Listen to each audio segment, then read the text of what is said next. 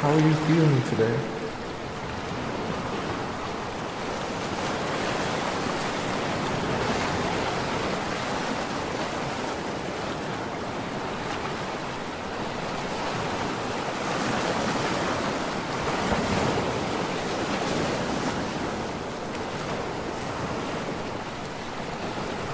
Do you feel fulfilled in life?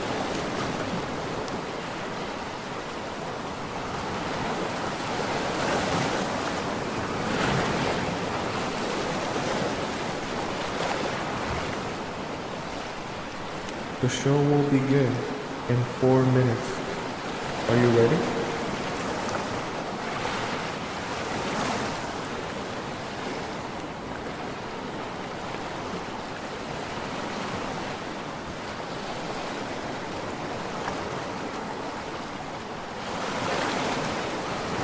When was the last time you felt betrayed?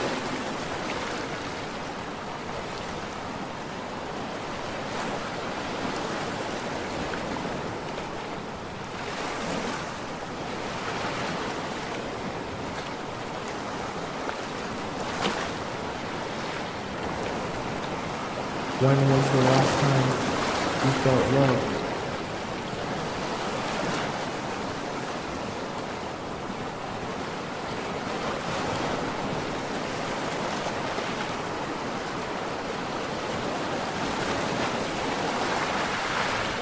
The show will begin in 3 minutes.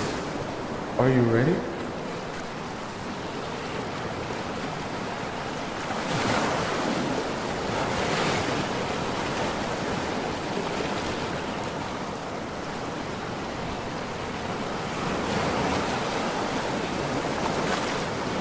What did it feel like to be in love?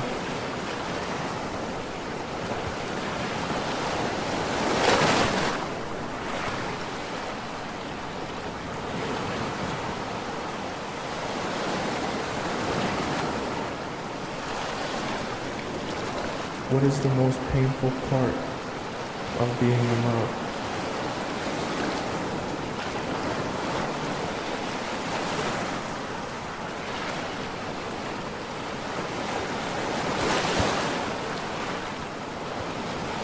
The show will begin in 2 minutes. Are you ready?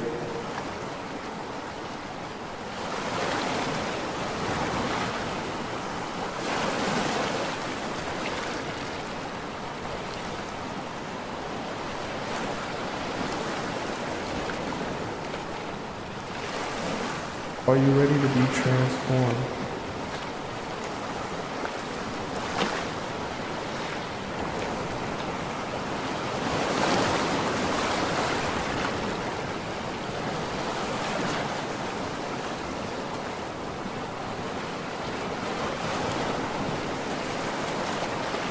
Are you ready to make a change?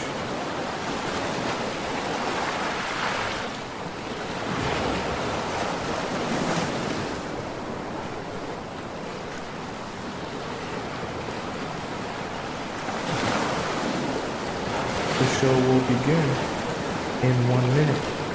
I hope you're ready.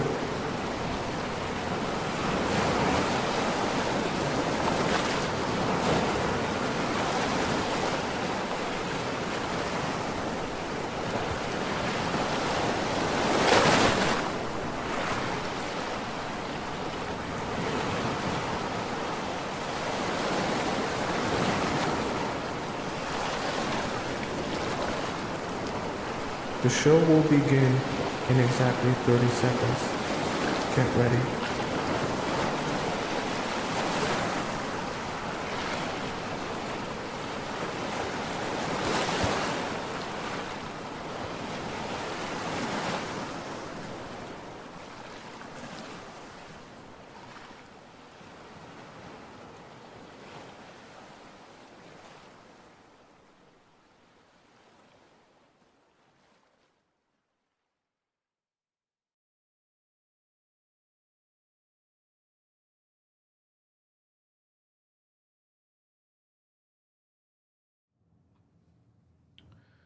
What if I told you there's a secret strategy that'll make it easy for any man to fall in love with you? What if I also told you that this super secret strategy doesn't actually require you to do anything at all? If that doesn't make any sense to you, don't worry. Join me on today's show where we'll be discussing how to do nothing so that men fall in love with you. That way you understand how to create the perfect environment for men to fall deeply and madly in love with you. Welcome to the Players Club. If you're paying attention to me and everyone else in the live stream, please say here present so that I know you're here present and actively participating. How are all you beautiful people doing here today? Who we got up in the TikTok chat? Someone says, is this a new recording? Ain't no damn recording. I'm here in real life, okay? Who we got here? We got Go Plants here. Welcome. We got Nids here. We got Bree here. Ayat here. Adorable here. Sue is here. Manifesting Greatness here. I like that name. Lenaleek is here. Welcome back, Lenaleek. And Amy Diane. Okay, welcome Amy Diane. Zoe, I like that name. Welcome all you beautiful people in the TikTok chat. And of course, we have our three moderators, Sharice, SH, and Scotty here. Welcome. How are you beautiful people doing? Who we got up in the YouTube chat? I see Irina here, My Lip Service here. This is like a new member. I've been seeing you around chit-chatting, okay? My Lip Service. We got Class here. Mary is here. Halo, or is it Halo is here. We got Gloria here, Flower here, Devil is here, Francesca is here, Maltese is here, Nelly is here, Laura is here, Jasmine is here, Ivy, one of our amazing channel members, Great Fortune Cookie, one of our amazing channel members. Is Olga here, one of our amazing channel members? I know Tracy Niles is here because I saw her here at the she's always here at the very beginning, okay? Welcome all of you beautiful people. How are you all doing? So good to spend this time with you. Special shout out to those of you, because I know a portion of my audience does live in California, so my love and thoughts and prayers are with those of you dealing with wildfires in California, okay? Love you all so much, okay? All right, let's hop into our first point of the day. Today's a very special show because I know it can be very, very confusing when I say things like, hey, don't do anything. For those of you who have joined me on the show before, you've heard me say that term a lot. Just do nothing. Do nothing. And we've even discussed why doing nothing works so well. But let's go in today a little bit deeper on how you're actually going to do nothing and some of the obstacles you're going to face in the process of doing nothing, okay? So let's think of things like this, right? So one of the biggest mistakes that you're going to make when it comes to doing nothing properly has to do with, I should say, energy, right? So there's a really, really interesting concept that a lot of you have come to learn through others, through friends, and you probably heard on social media before. They always say, match his energy. Tell me in the chat if you've ever heard a YouTuber, a content creator, or even a friend tell you that before. Match his energy. If he's not going to give you a lot of energy, then you don't give a lot of energy either. If he's going to be actually keeping up with you and consistent with you, then you match that energy and you do the same for him. Okay, I see a lot of you saying yes. You've heard the term match his energy. Now, I want to kind of a little bit undo your thinking as it relates to that, because I want to explain to you how it doesn't serve you when we're talking about how to do nothing properly. See, here's the thing about the concept and idea of matching his energy. See, when a man shows up for you and he's really consistent with you, let's just say his energy level, right, we'll describe it as, is all the way up here, if we're thinking about it in like a bar sense, right? And so because you want to match his energy, you put your energy levels right where his is, just like everyone tells you to, and you exactly match his energy, okay? So in this sense, you might be thinking, oh, well, this is good, right? His energy is high, and so my energy is high. I'm giving him exactly what he's giving me, and he's being very, very consistent with me. But here, let me kind of reverse your thought process and show you why this works better. See, the mistake with matching someone's energy, especially when a guy is doing a lot for you, is forgetting how men are wired in their nature. See, they're not evil people or evil beings, but they are opportunists. So a lot of times what will happen is when a man has high energy at the very beginning, he's giving you a lot, he's talking to you a lot, he's spending a lot of time on you, he's telling you how much he wants you and wants to be with you and how much he wants to grow this, you're matching that energy. So you're saying back to him, you're telling him how much you want him, you're telling him how much you're loving this relationship and loving him and all that good stuff. But when men realize there's an opportunity here to get a lot from you, they say to themselves, I'm getting a lot of energy from this woman. I wonder what will happen if I just take this down ever so slightly and my energy levels are about here. And you're still in the mode in which you've been trying to match his energy. So you're like, oh, yeah, you're consistent with me. I'm consistent with you. You text me. I text you all the time, too. And you begin to get yourself into a rhythm of the amount you give and invest in this man. But you don't realize he just shaved off a little bit of that energy towards you. But you're already in the routine. You're already thinking to yourself, he's serious. I'm serious. We're both serious. And then he shaves off a little bit more of that energy. Now he's texting you a little bit less.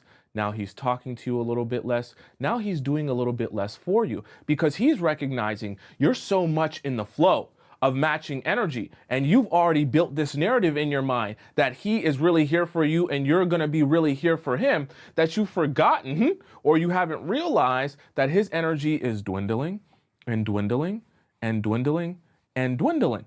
And so because you become so accustomed to having your relationship in a particular way and matching the energy that was once high but is no longer high, you start to feel like, well, wait, I thought we were doing a thing here where we are both really invested here. I thought we were doing a thing here where we both really actually, enjoy spending time with each other and we talk to each other a particular way and we do things a particular way.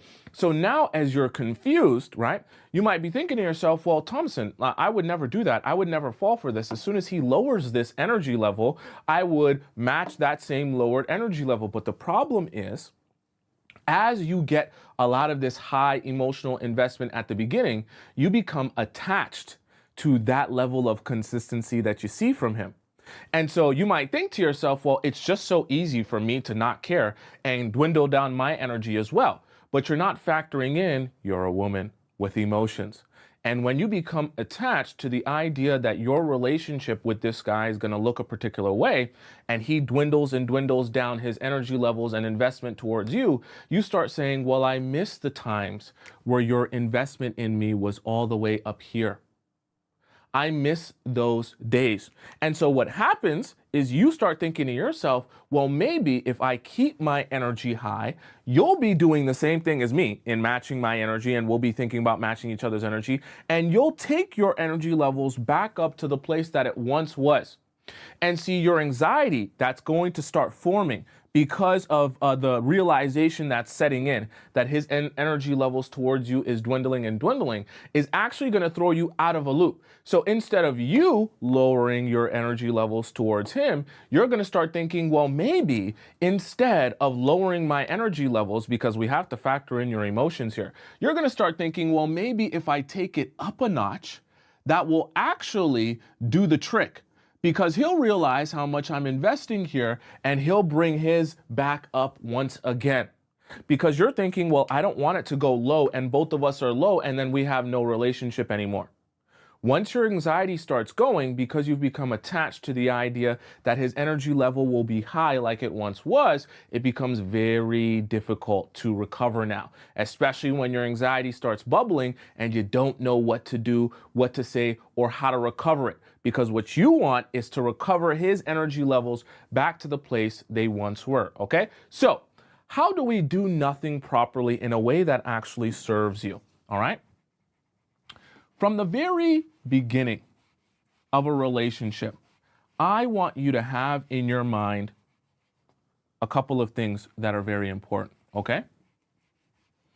See, I don't want you to go about relationships with a pessimistic view, meaning just a view that everything is going to go wrong all the time.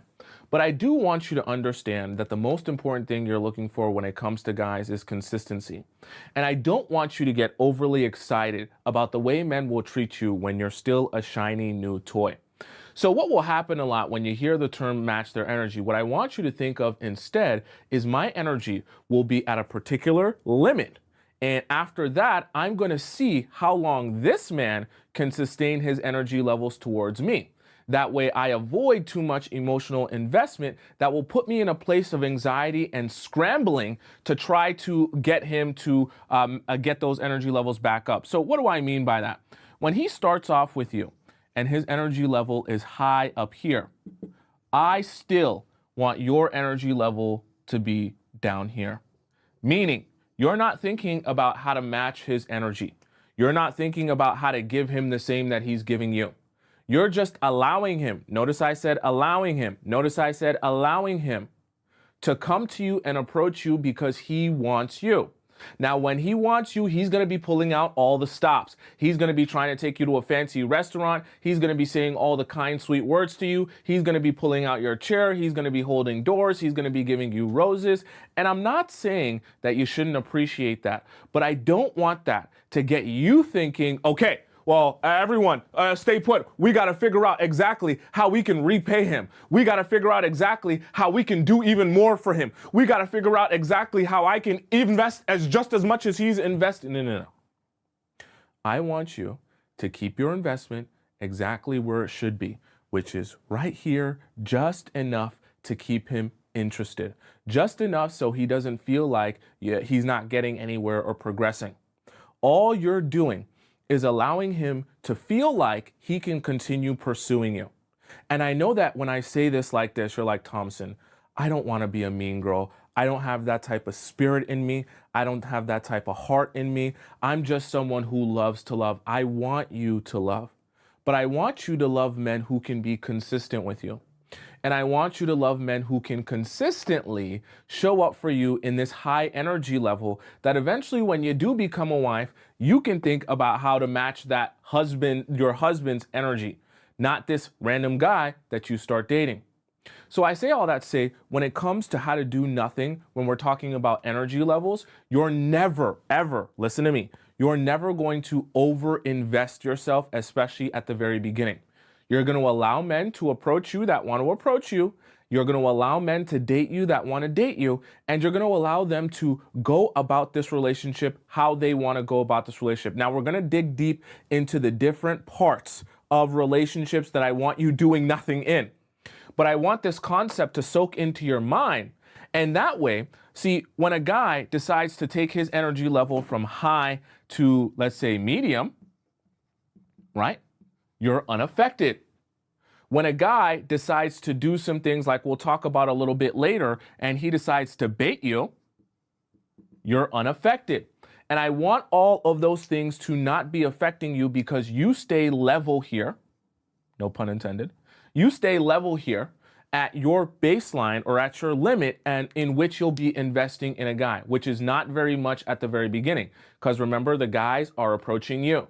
The guys are coming to you. They're talking to you. They're asking for your number. It's precisely why I never advise you. When we're talking about flirting with men and showing them you're interested, I never advise you to be going up to men, asking them for their number, or to be starting the conversation with you approaching them. Because it always sets the wrong precedent and you automatically feel like you need to do a lot of investing, okay? Right? Someone said, what's the limit? It's exactly what we're breaking down in the next point. I'm glad you're paying attention, you're thinking, okay? Now, we're gonna break down exactly what limits are when it comes to all the different aspects that you're gonna go through and experience in a relationship with a man, all right? Especially at the very beginning of your dating stages. So we're going to start off with all of your favorite parts of dating, okay? I know a lot of you love this part of dating, all right? Oh boy, I know you love this. All right. So we're going to start off with texting. And I want to build with you a little bit of a concept for you to rethink to yourself how texting is going to work for you. That way you can approach it with a different mindset and you can approach it with different actions, okay? So, a lot of you are making the mistake of thinking to yourself, right? You have the phone here, and the phone is bringing you closer together, right? And as you guys become closer together, eventually maybe you'll become boyfriend and girlfriend, right? But this is the mistake. See, I know we're in the 21st century and I know technology is crazy. So a lot of times texting can feel like the greatest and most amazing form of communication, but it's not. And the problem is a lot of times one of the main places you can make the mistake of doing too much, of overextending yourself and overinvesting can start at the very beginning with the texting phase. Because you want to text him every day. You want to wake up to a good morning text. You want him to send you a text good night. And all throughout the day, you want to be keeping tabs on exactly what he's doing and telling him exactly what you're doing with your life. Why? Because you're convinced in your mind that all of this excessive texting is actually bringing you closer together and growing your bond with each other, but it's not. What it's doing is it's actually making it easier and more comfortable to stay in that place in your relationship where all you do is communicate over the phone and through text. Because for you, it's just enough, and for him, it's just enough. It feels just satisfying enough that he doesn't feel the hunger and desire to take you out on dates. But remember, you can't really build a relationship with someone who you never see. So let me kind of break down with you how I want you to reconsider texting, okay? So you have the phone here, right? And when you start off with the phone, right, the phone will make it easier for you to create plans. Because obviously the texting is a way for both of you to message each other, get in contact with each other, and organize the next time that you want to go out on a date. So the plan eventually leads to the two of you meeting, right? So the plan creates an in-person meet. When you meet in person, then you can actually talk and conversate and have some conversation about your lives, your own lives, the things that you've been doing, your mind, get an understanding of his mindset. Now, as you talk and you conversate, that's when you become closer, right? And that closeness is how you become boyfriend and girlfriend. So the reason that I'm saying it like this, and I'm kind of painting this picture for you, is because I want you to see the purpose that the texting is supposed to serve in your life. That way you can readjust the way that you invest your time and energy into texting. So let's explain this and break this down a little bit here. If the phone's purpose is to plan, then you don't need to be spending all of your time sending good morning texts, okay, right? You don't need, right? It is unnecessary if you're using the phone to plan to be sending him texts all throughout the day. Now, I'm not saying that you got to ignore his text messages or you got to pretend like he doesn't exist over text message. But what I want you to rethink when you're thinking about why you're even here texting him in the first place, I don't want you to be thinking that the texting is bringing you closer together. I want you to be thinking that we're using texting as a way to just get to our next in-person date. That way, when you're texting him or you're thinking about the frequency in which you should be texting him, or you're thinking about sending him long paragraphs and trying to be Shakespeare and explain to him all the different ways that you're so in love with him and he's the most amazing person of all time, I want you to dead that. Cut that all out. All of it. Because it goes back to what I talked about with matching energies. See, one of the mistakes that you're going to make is when a guy comes to you and he's investing in you, when he's one of those guys that he likes to be heavy on the texting and he likes Shakespeare texting, as I like to say. Shakespeare texting is when he likes to confess all of his deep desires and feelings for you over the text. He likes to tell you, oh my gosh, you know how we met at that event? I just am thinking back to when I saw you at that event, and I'm thinking back to the dress that you were wearing and how amazing you looked in that dress. I'm actually remembering back to the tightest jeans that you were wearing on that day and how you look so good, and I just can't forget it. I just want to remind you how much I'm really into you and how much I enjoyed our conversation. Guys, some of them will go on and on and on and on over text. And remember, like we talked about in our past point when it came to energy and the idea that you have in your mind about matching energy, now you're immediately thinking, okay, if he's going to be Shakespeare over text, then I have to be Shakespeare over text as well to match that energy. So now we're doing this to bring ourselves closer together. But what I want you doing instead is, regardless of whether he's going to be Shakespeare over text or whether he's not a big texter, I always want you focused on one thing when it comes to texting: using it as a tool to plan and schedule the next in-person date. Nothing more, nothing less. I want you approaching texting from that standpoint, because this is how you do nothing properly.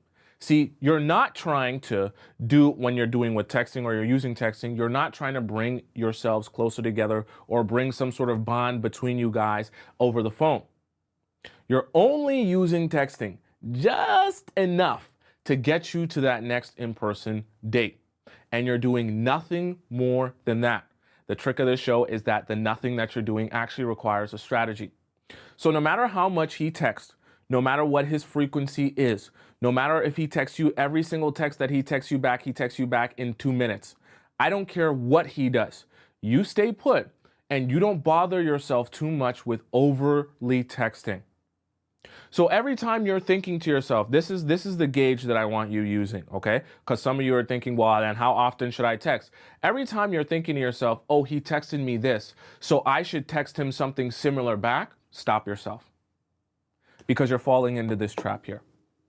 Every time he sends you some sort of message and you're thinking in your mind, oh, I got to send him a message of the equal length, or I got to say something similar like that so he knows how much I'm invested in him as well, stop yourself. And remind yourself, you're not here to show him how much you care by texting him so well. You're not here to be Shakespeare just because you're getting some Shakespeare text from him. And the other thing that I want you to notice is men enjoy the aspect of pursuing you. They enjoy sending you love letters and telling you how amazing you are and telling you how awesome you are. What they don't tell you, though, is they actually don't really necessarily feel as good or better about the relationship just because you do it for them. In fact, a lot of the times when you do that back to them, they're kind of like, oh, I'm in love with loving you. I'm not so in love with you loving me even more. I want to be obsessed with you. I don't want you necessarily to be super obsessed with me at the beginning. Not my vibe. And you might think to yourself, well, why would men not want to feel my love? Why would men not want to feel like I'm obsessed with them or I care about them or I want them as badly as they want me? See, the thing is, men like to be hunters. And when we're talking about how to do nothing properly so that men fall in love with you, you can't take away his ability to hunt you. I know it sounds very strange, but you're taking away his ability to hunt you when you're using texting like this, right? Because when you use texting like this, you're trying to be more like him and be the Shakespeare that he's trying to be. And you're trying to, like the kids say, match his energy. But the problem is, men don't actually want you to match their energy even over text. They want you to give them just enough that they can continue hunting. So how do you give a man just enough? You only text him for the purpose of planning. If he wants to chit chat with you all day about his day, you ignore those messages or send minimal messages, okay? All you're doing is answering a couple of questions. Hey, yep, I was doing this, I was doing that. You can send him picture and video messages as well. That's a good way to text in a way that it's like, I'm not ignoring you or being dry, but I was doing this, I was over here, I was painting, I went to the mall, I went to the grocery store. Send him pictures and videos of what you were doing and leave it at a minimum. Let guys decide for themselves. Is this amount of communication that I have with her enough or not? Because if I really like her and I really want her and I want to go out on a date with her, then I need to think to myself, well, I'm not really getting a lot from her when it comes to the text messages. So if I'm not getting a lot from her when it comes to text messages, but I know I want to spend more time with her, I'm going to have to think of an alternative on how I'm going to be able to reach her. And when you do that, and you allow men to think to themselves, what could the possible alternatives be? Now, all of a sudden, they're thinking about how they can ask you out on a date to get some time spent with you. All right? Does that make sense? Right? Someone said long distance is a pain in the butt. It is, which is exactly why I don't advise you guys to be doing long distance relationships. And even in a long distance relationship, the number one thing that your man should be doing before he wants to call you and FaceTime you all day, every day, is he should be planning out for him months in advance the next time that he's going to see you. Okay, a little side note for some of you. Any of you in long distance relationships that your man isn't planning out the next time he's going to see you months in advance, trust me, you ain't in no real long distance relationship, because men that desire you will have a desire to see you in person. And if the desire to see you in person is not that burning or not that deep, then trust me, you're wasting your time with that type of guy being long distance anyways. All right, let's hop into point number 3. Okay. Now, this is an interesting one that it's kind of I guess we can say an obstacle that you're gonna face when it comes to dating men, all right? All right, so this one's gonna require a little bit of my drawing skills, so please bear with me, all right? All right, so we're gonna have here what we can describe as, oh boy, I cannot draw, but you know what? We gonna try this thing. So this here, we're gonna call this, damn, how am I gonna draw this? All right, so we'll do this here. This is, I don't know how to draw, it's okay. All right, so we have a lake here, right, lake. And then you are a little fish over here. Oh boy. Okay, that's good enough, right? So little fish over here, right, in the lake, and this is you, all right?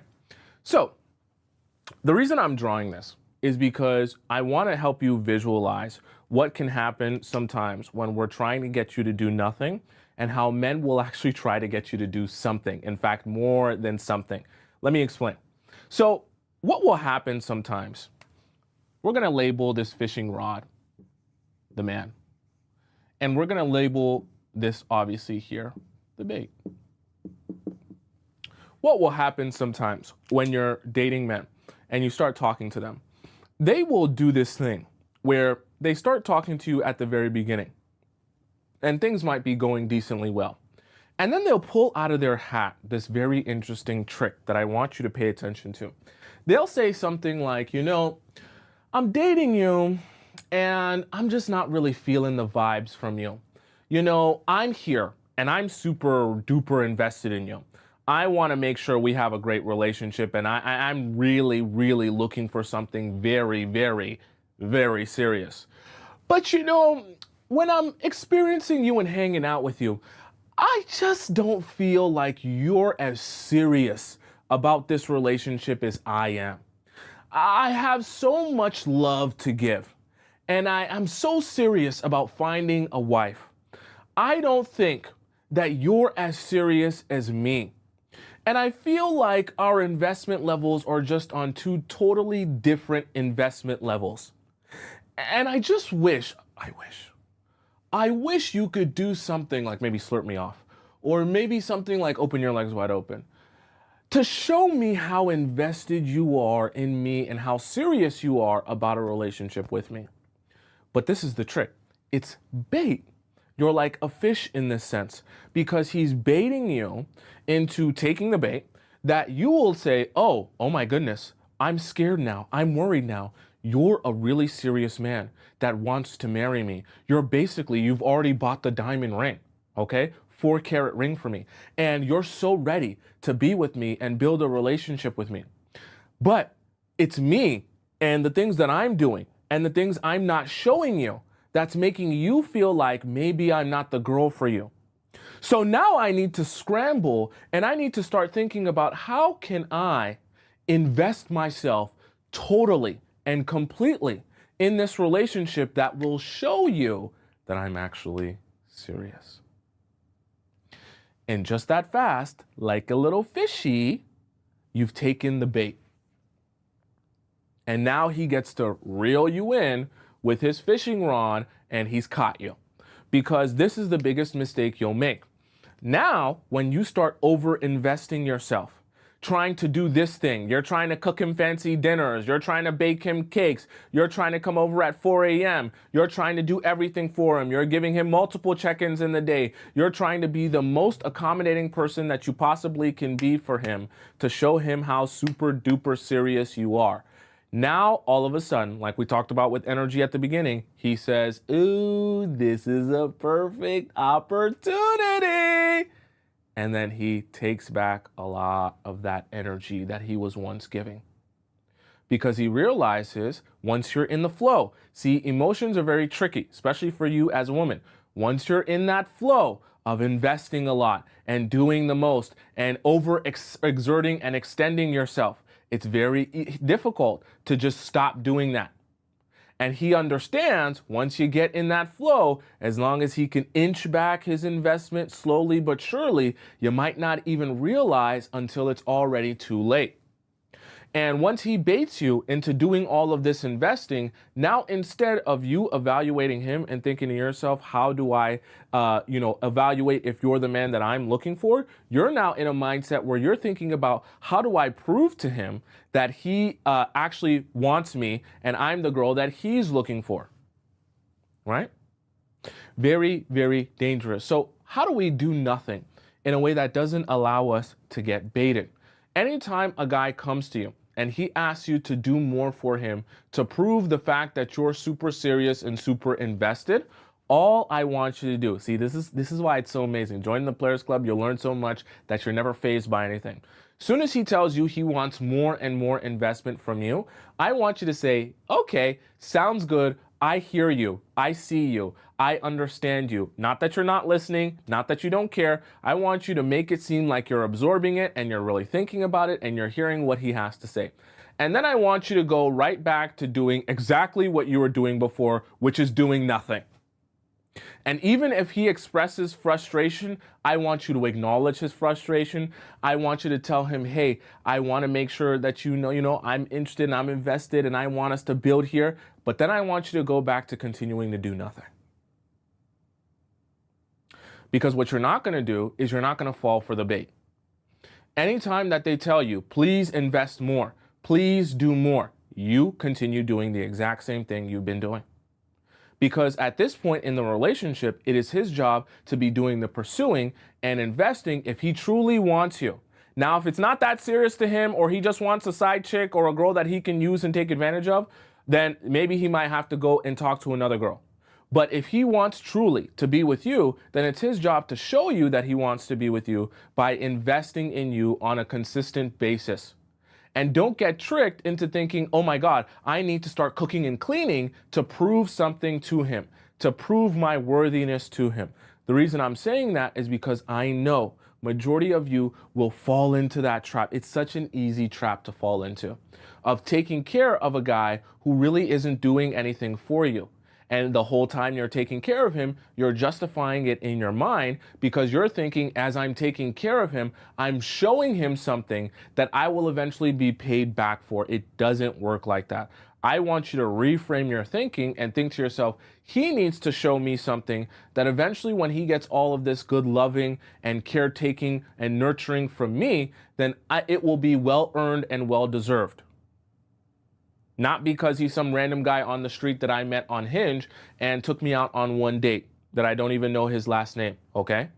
And because I know this is one of the number one tricks that you can fall for, okay? So when he asks you to invest more and do more because you need to show him more and show him how serious you are, just let it go in one ear, out the other ear, smile, play dumb like, oh yeah, thank you. Yeah, I understand. I know what you're saying and all that good stuff, and then do nothing.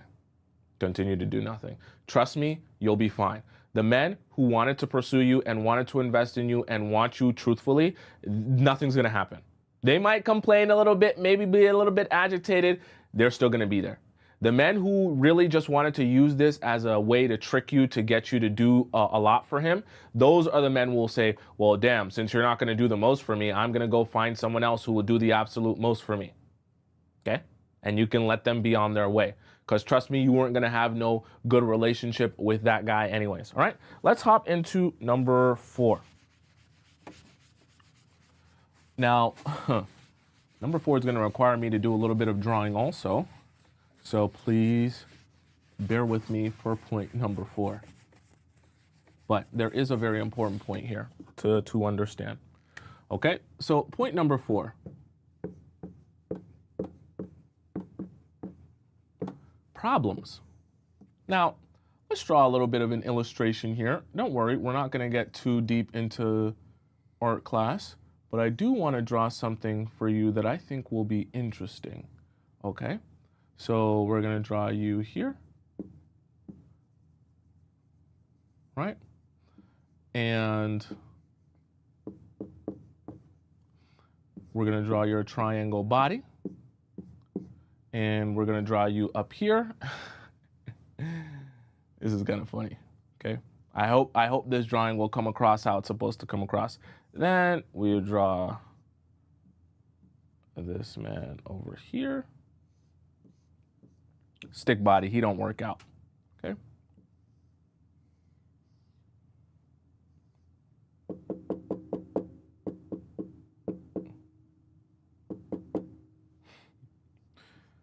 Chat, I be trying. Okay?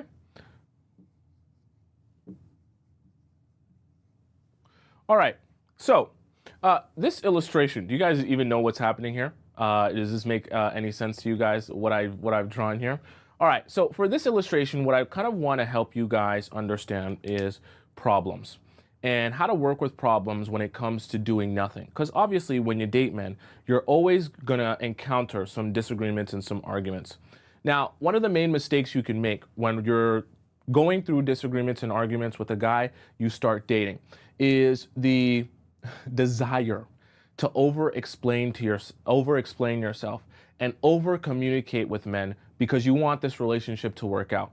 Now, communication is good, and I want you to communicate in your relationships. However, I want you to kind of retrain yourself when it comes to men to communicate in a way that actually will see results in your relationship. So what do I mean by that? Let's imagine in this scenario here, you know, whenever you've watched your favorite teen dramas, a lot of times in that teen drama, after that guy messes up, he does that really big mistake in the teen drama that messes the entire relationship up, and she decides that she no longer wants to be with this guy. They'll always have this redemption arc and scene where the guy comes out of her window and he's holding up a boombox playing her favorite song, right? Saying, oh my gosh, don't you remember? This is the song that when we first met and we went to the diner together, we heard this song and that was when we had our first kiss and that was our favorite song together. And he's playing that song on the boombox while she's standing out on her balcony. It's supposed to be a balcony, okay? I don't know if you guys were able to notice that, right? She's standing out on a balcony and he threw rocks at the window and now he's playing her favorite song on this boombox, okay? So why do I say this? Because this is actually how I want you to replicate your relationships in the way that you solve problems. See, here's the thing. Men, they don't really take in when you're over-explaining, over-communicating, telling him what he should or shouldn't do, telling him why he's wrong, telling him all the ways he's mistreated you. It's very difficult for guys in a place like that, in a state like that, to really absorb what it is that you're saying. What works better for men, and this actually correlates to doing nothing properly, is when you withdraw from them and you say and you do nothing. When he really has upset you or bothered you, you completely withdraw yourself and you do absolutely nothing. Then he realizes, oh my God, she's not going crazy. She's not yelling or screaming at me. She's not calling me out. She's not texting me, calling me, or doing anything at all with me. Now I'm worried. Now I'm starting to think to myself, something horrible must have happened. I must have done something horrible, or even worse. Maybe she's moved on from me and she no longer wants to be with me, and I have no chance of being with her ever again. I may have messed this whole thing up. Then immediately they start thinking in their mind, what grand gesture or just gesture in general can I do to solve this problem and make this situation better? Which is why all the guys in the movies come up with the bright idea to come out of the window and have you stand on the balcony while they play your favorite song on the boombox, okay? It's because now their wheels are turning and they're thinking, I must fix and solve this situation. But the amazing part about that, when you do nothing that way and you get that response from men, is when they're outside of your window with the boombox and they say, please take me back. Please, I'll do anything. Please just have a conversation with me. And you say, okay, you got 10 minutes. He's like, oh my God, thank you so much. Thank you so much. And when you sit down and you have that conversation, the first thing he's saying is, I'm so sorry for what I did. Please, I'll do anything to make it better. How can I make this better? I apologize for my actions, da da da. And when you tell him the things that were bothering you, like, oh, I didn't like when you talked to this girl. I didn't like when you did this thing or that thing. He's already in a place ready to receive whatever it is you have to say, because he's in a mind state, in a mind frame where he wants to fix the problem so that you're not upset with him anymore, so that you're not withdrawn from him anymore, so that you're not doing nothing anymore, because guys don't like that. Now, when he's ready to fix the problem because he doesn't want you to do nothing anymore, and you tell him what your issues are because he's asked for your communication and he wants to know how to solve the problem, all of a sudden, you can get your, all of your issues solved in an instant. All of a sudden, the girl that was an issue or the situation that was an issue, he's already in a moment, instant. Say, it's already done. I'll fix it right now. Oh, I'll block her. Don't even worry about it. Oh, don't worry. She's not even an issue anymore. I'll get rid of her. I'll tell her tomorrow, right? Or I'll tell her right now. And all of a sudden, you see how easy it is for you to get what you want when you just allow men to come to you and tell you, I want to solve your problem. Now, they're so much more receptive to whatever your problem is. As opposed, and the craziest part is that in that scenario, you don't have to over-explain yourself. You don't have to over-communicate. You don't have to send him 55 paragraphs and break it down in point form and do it like I'm doing here on the board, right? All you got to do is tell him what your issue is, and he's already looking on how he's going to solve it, okay? Someone said something so amazing in the TikTok chat that I want us to address. She said, if he really likes you. Precisely. Precisely. And I want all of you to be thinking about that. If he really likes you, he will respond like this. But that's exactly what I want. I want you to be sure that a guy really likes you and is invested in you, because when you do this and he responds like this, then you know you're moving in the right direction. You also can assure that you're not wasting your own time on a guy who's either trying to use you, take advantage of you, or is not serious about being in a relationship with you.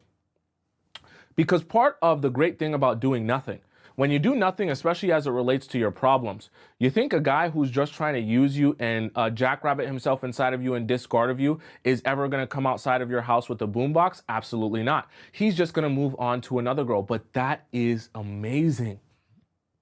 That's not a loss for you. That's not a misfortune for you. That's amazing because you're allowing men to weed themselves out and show you how they really feel about you. And when you can get a guy to show you how he really feels about you, and this moment doesn't happen when you withdraw yourself, well, then you know you are wasting all of your time spending time with this guy in the first place. And you should be happy coming to that realization, because now that it's obvious to you you were wasting time, you don't have to bother yourself by wasting time anymore. It should bring you actually, I know this is going to sound very strange, it should bring you a lot of peace, understanding that a man who cares about you will have an innate desire to solve your problems and make you happy.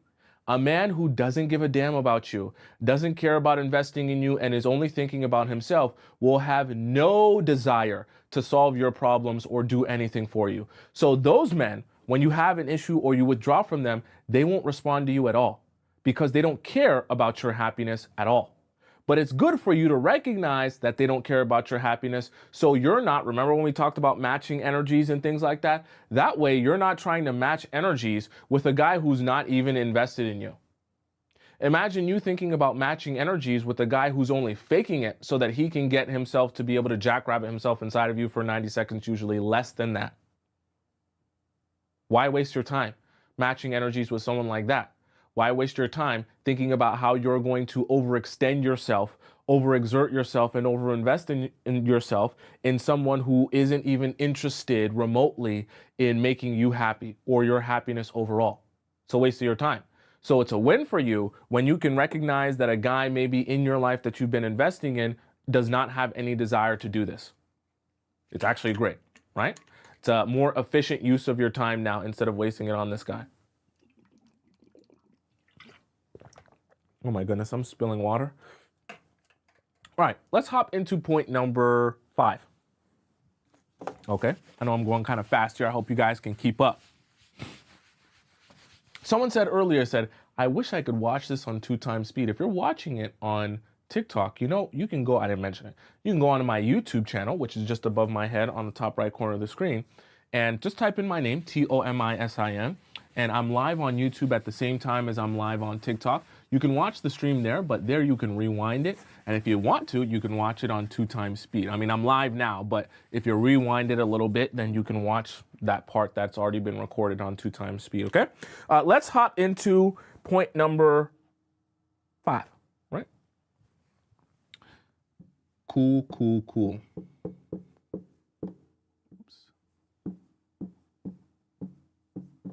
All right, so something very, very important that we need to talk about when it comes to doing nothing properly is an issue that I know a lot of you struggle with when you're dating men. So we're gonna draw ourselves out a little example calendar here. Stay with me, chat. All right, so you have your month calendar here, okay? And in this month calendar, let's just say, for the sake of argument, right? This guy that you're dating, that you're with, I know this isn't a perfect, 7-day calendar here, but let's just say for the sake of example that in this month calendar that you have, this guy, he goes out on a date with you on a Tuesday, let's just say. And the next time he asks you out on a date is the following Wednesday. And after that, maybe he asks you out on a date on the Monday, okay? And every so often, right, every basically week, you guys go on about 1 date. And maybe even some weeks you go on a date in a week and a half. Now, this is the thing about frequency.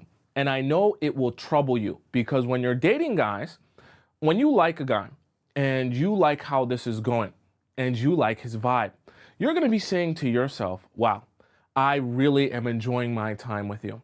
And you're going to be thinking, see, we go out on a date every week or maybe week and a half, but I feel like we could be hanging out a little bit more than that. And you start thinking to yourself, I really like our vibe. I really, really do. And for the rest of my week, I'm just not doing anything. And I wish we could go out on more dates than that. The problem is, though, then you start communicating to him and trying to get him to see you at a higher frequency than he already wants to. Because the truth of the matter is, if a guy is asking you out on 1 date per week, then at that time, with his level of interest, his schedule, his timing, his availability, and his desire to see you, that is how much he wants to see you. I want you to accept this reality. And I know it's going to be painful, but it's going to help you do nothing properly. Men will see you as often as they want to. They will also talk to you as often as they want to. The reality, the unfortunate, I guess, reality, or fortunate, depending on how you look at it, is men cannot be sped up or slowed down. Because remember, They are the pursuer. So in order for them to properly pursue, right, they have to have intention within them and desire within them to pursue. Based on that desire, they will act on that desire and say, hey, I want this woman, and it's not enough for me to only see her once a week. And then after they see you once a week, they'll say, hey, I need to see you more days than just once a week. I'm going to ask you on more dates. The same thing when it comes to their texting frequency or how much they call you or how much they don't call you. It will always be based precisely on his desire to see you and his desire to speak to you. The mistake when it comes to not doing nothing properly is not just allowing men to show you exactly how much he wants to spend time with you. And because you start thinking to yourself, oh, we're matching energies, or we're supposed to be going hard here, or this is supposed to be like we're really invested in each other, you start trying to speed him up by telling him, hey, we're only going on 1 date a week. We got to start going on 2. Or telling him, hey, by the way, we haven't seen each other in a week and a half. We haven't seen each other in a couple of days. Don't you want to go here? Don't you want to do this? Don't you want to spend time doing something together since we haven't seen each other most of the week? Don't do it. You're doing nothing. And in the process of you doing nothing, you're allowing men to see you at the frequency that they feel like seeing you. Now, let me make something very clear to you.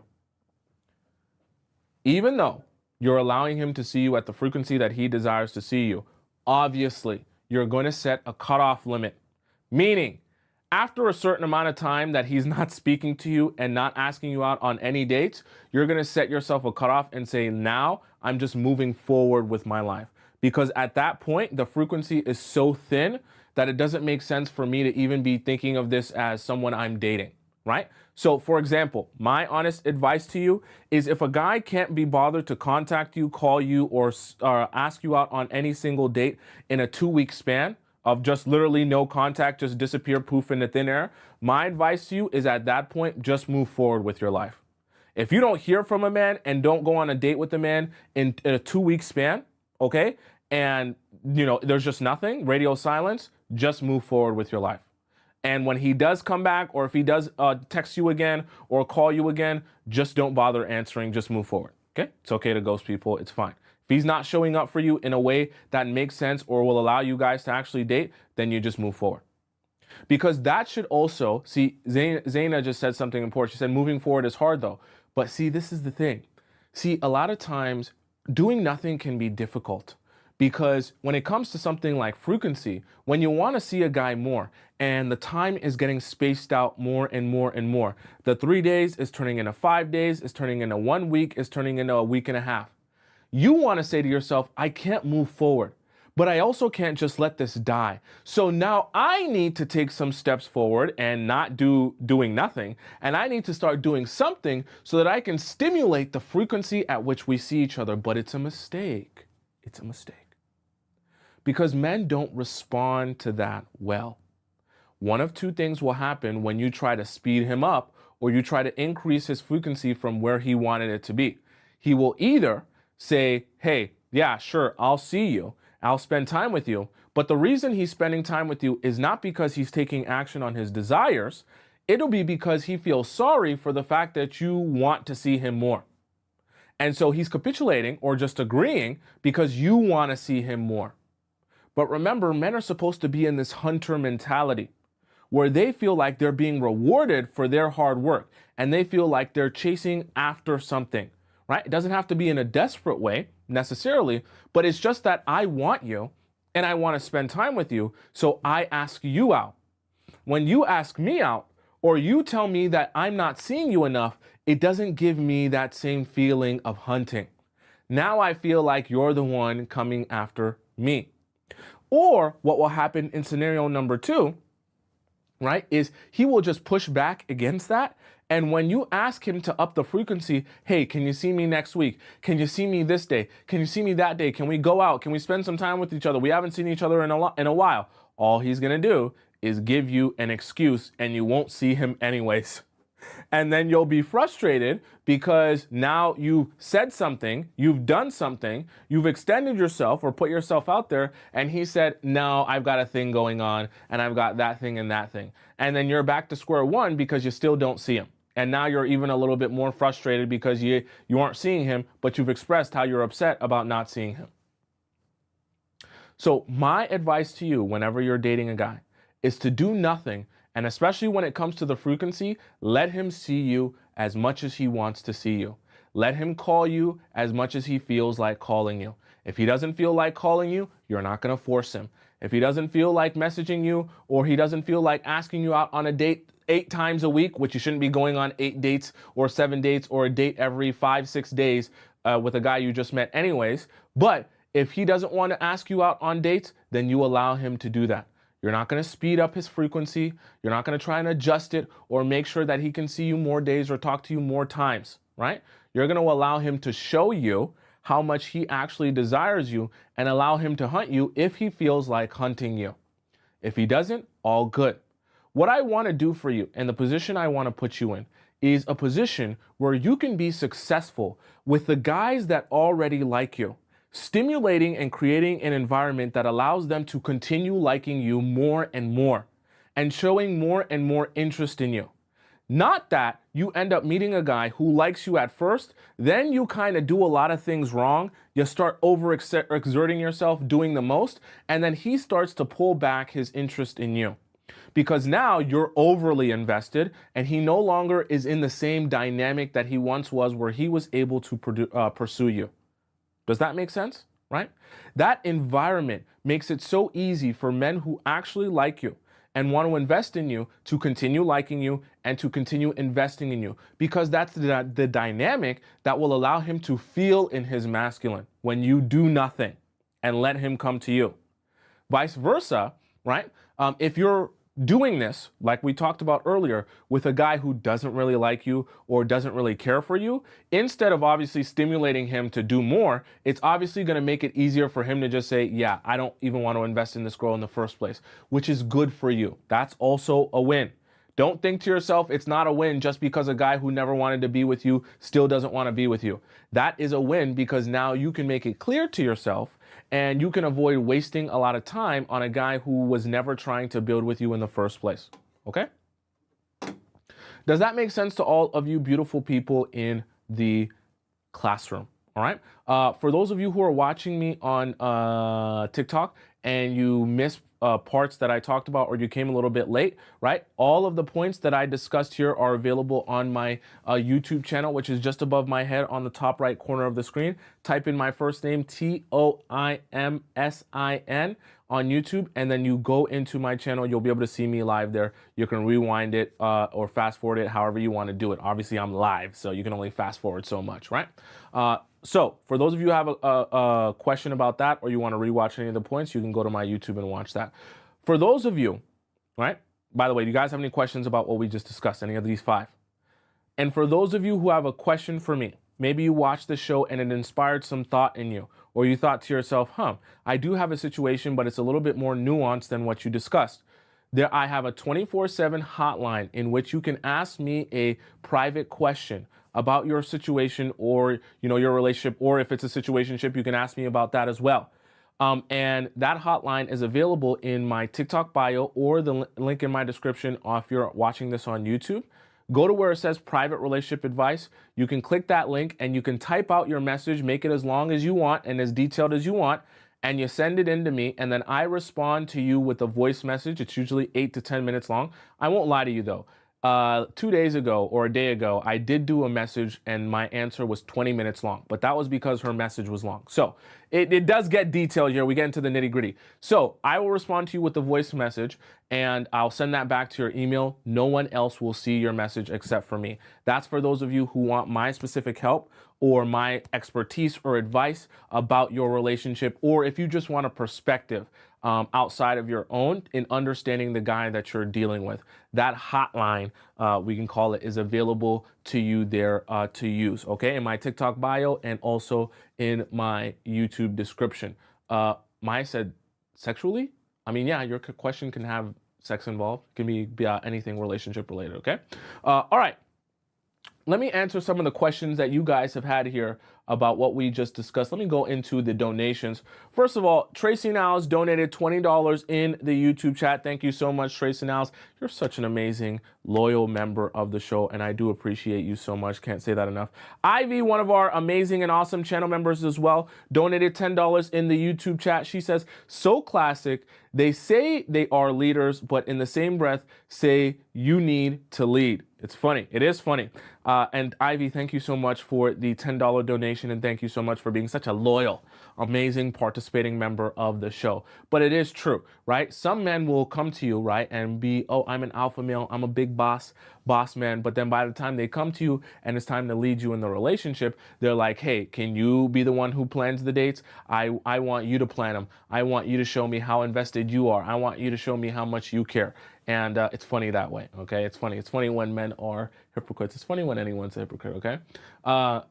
Someone says, how long do you give the guy the silent treatment for? Well, this all actually depends on the situation at hand, right? So when you're talking about giving a guy silent treatment because you have a problem or an issue, usually when it's something small, it won't be hard for him to come to you and say, hey, is something bothering you? Is something off? I feel like you're upset about something. But if it's something big, sometimes you're going to need to give that silent treatment for as long as you possibly can. I know it's not a direct answer, a cookie cutter answer. Hey, make it for 3 days, make it for 4 days. But that's because when it comes to relationships, each situation requires nuance. And I can't just say, hey, give him the silent treatment for a day and a half and everything will be all right, right? You'll get used to understanding how you go about it and the way you're going to do it when you start practicing it in your relationships and in your dating life, right? And you'll start to get a rhythm and an understanding of, okay, he's done something now. This is my time to pull back my energy and allow him to do some thinking. Give him a little time out. He'll do some thinking. And it's kind of like training a dog. As you train your dog, he'll get smarter at understanding I did something wrong, and he'll know from the very beginning, I just need to fix it. Because if I don't fix it, hey, this is going to be very bad for me and very bad for us. And as you train your dog more and more, at the beginning, it'll be the hardest because that's when you're going to need to take the most time away for him to understand what's going on. When you start getting into the time where you're more serious and you guys have built an understanding with each other, it won't take that long. Right? Because he'll know right away. You know how they say the term happy wife, happy life? Because guys understand my wife's happiness is my number one priority. If my wife ain't happy, we ain't doing it. So for them, when you're in that state and you have that level of a bond and closeness in your relationship, it's very easy for your husband or your man to understand my wife's not happy. I know even subtly when she's not happy, I immediately fix it. Okay. My example of that is I watched a video the other day. I wish I would have saved it so we could watch it together because it does apply to this. I watched a video the other day where this girl and her boyfriend, they were eating in the car. And I think they were just eating like their first big meal of the day. So they were really excited to eat this together. And it was like a sandwich, like a sub sandwich. And they bit into it because they were really excited to eat it. They were really hungry. And when they started eating it, she didn't like her sandwich, but she was trying to hide that she didn't like her sandwich because she didn't want him to know because she didn't want to like upset him or anything like that. She didn't want to cause a big deal. So she was trying to like fight through it and just eat the sandwich, even though she was like kind of upset and she didn't like the taste. But even as she was trying to hide it and tell him, no, I really like it. I think it's really good and da-da-da-da-da. He could tell immediately as soon as she bit into it. And as soon as, he was looking at her like, oh, you liked it because he liked his. And she could tell, oh, you're not happy. And as soon as she sees that, no, you don't have to do anything. It's okay. It's fine. He's like, nope, we're getting out. I'm going to go get you something. What do you want? You want Chinese? You want this? She's like, no, it's okay. I like it. And she was trying to convince herself. But he was so understanding of exactly the micro expressions or the way that she'll change her mood or her energy when she's upset. He was so sensitive to that he immediately knew I have to fix it. And I need to make an adjustment here, even though it had nothing to do with him. So the reason I say that is because when guys grow with you and your relationship with them develops, it becomes like a sixth sense for them to understand my woman is not happy. And that understanding, they immediately go into I need to fix it mode. I need to solve her issue mode, okay? Whether it's about him or whether it has to do with something totally unrelated to him. Okay, so you kind of have to use that to your advantage and, in a sense, train your dog over time. Okay. Jay says it's so true. A man in love will be so in tune with your moods. It's very true. Okay. And I want you guys to understand that so that when you go into your situations and your relationships, you don't have a lot of anxiety thinking that you need to over explain yourself to men. Let men's desire to solve problems and to make you happy, if they're really invested in you, let that work itself out how it's supposed to work itself out. Right. LP Baby says, for point number 5, is dressing up too formal, dress boots, lots of makeup for our frequent dates doing too much? Can men sense you are doing too much? No. When I'm talking about frequency, and I'm talking about the dates that you guys go on, I'm not talking about making each individual date special or taking it seriously or anything like that. All I'm referring to is when you're doing nothing properly, you don't want to be thinking about how you can stimulate or speed up the frequency in which he sees you. Right? Let the part of doing nothing as it relates to frequency, let men see you as often as they want to see you. So when he asks you out on a date and he can actually plan and schedule that time with you, and because he wants to see you, then you can allow that to be the times that he sees you. But if he's not planning and scheduling anything with you, don't be of the mindset that, oh, I want to see him more. I want to spend more time with him. This isn't enough for me. So I need to tell him how we haven't hung out in a week, or we haven't hung out in 4 or 5 days, right? That can be a mistake when it comes to doing nothing properly, because now you're not putting him in a position where he's allowed to hunt. Okay? Someone in the TikTok chat says, what to do if he misses a date because of work and asks to reschedule? Like, what do I respond? So if he genuinely missed the date because of a work issue that was unexpected, and that's honestly the truth, it wasn't like he was just flopping or being careless, then you say, okay, fair. And you tell him, right, if he says, let's reschedule. So I'm assuming he misses the date and he says, can we reschedule? Then you tell him, yeah, if you want to reschedule, my next free day is blank. And you leave it there, right? Or you just say, okay, and let him ask you, when are you free next?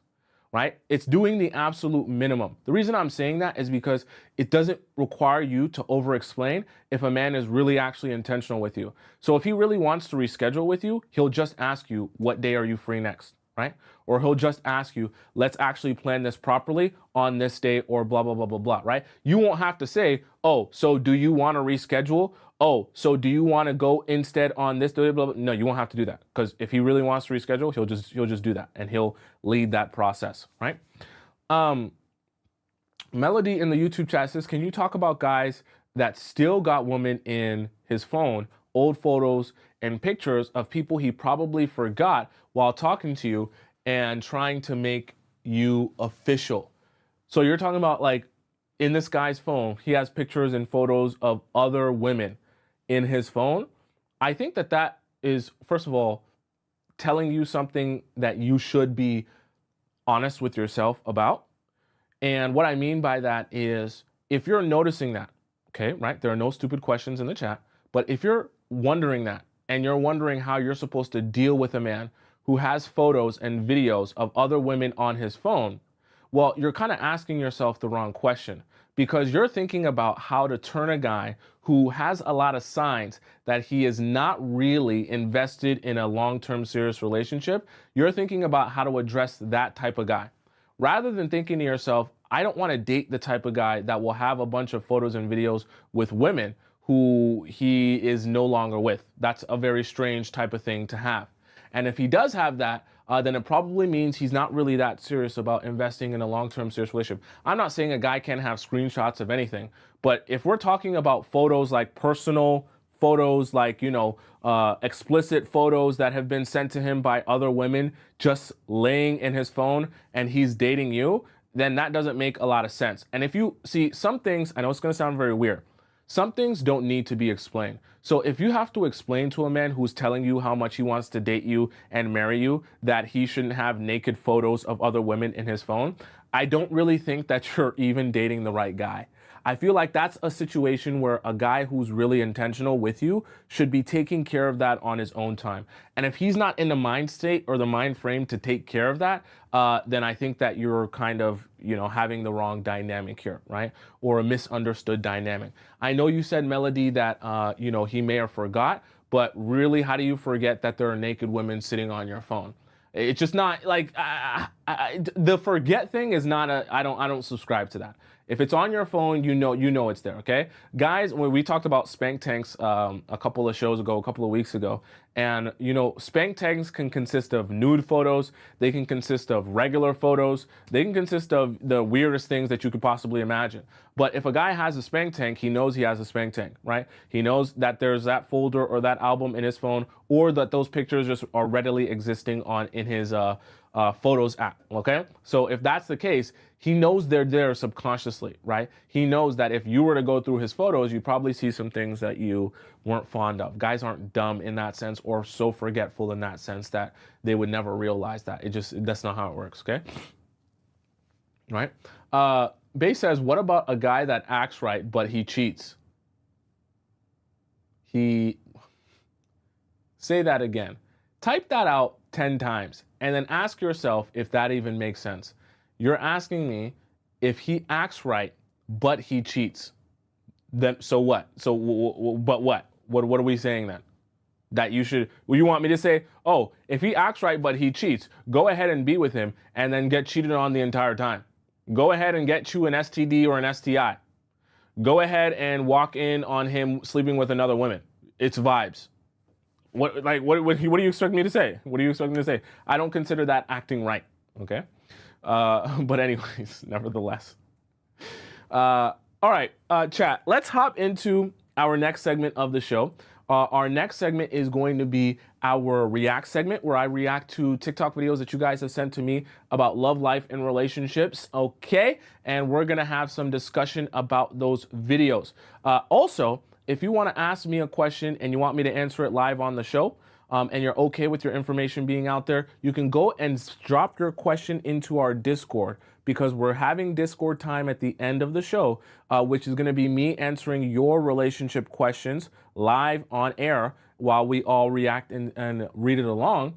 So if you have a question for me, make sure you drop that into our Discord. That link is in my TikTok bio or in my description. Click where it says Players Club Discord, and then drop your question into our relationship advice forum, okay? That's gonna happen at the end of the show.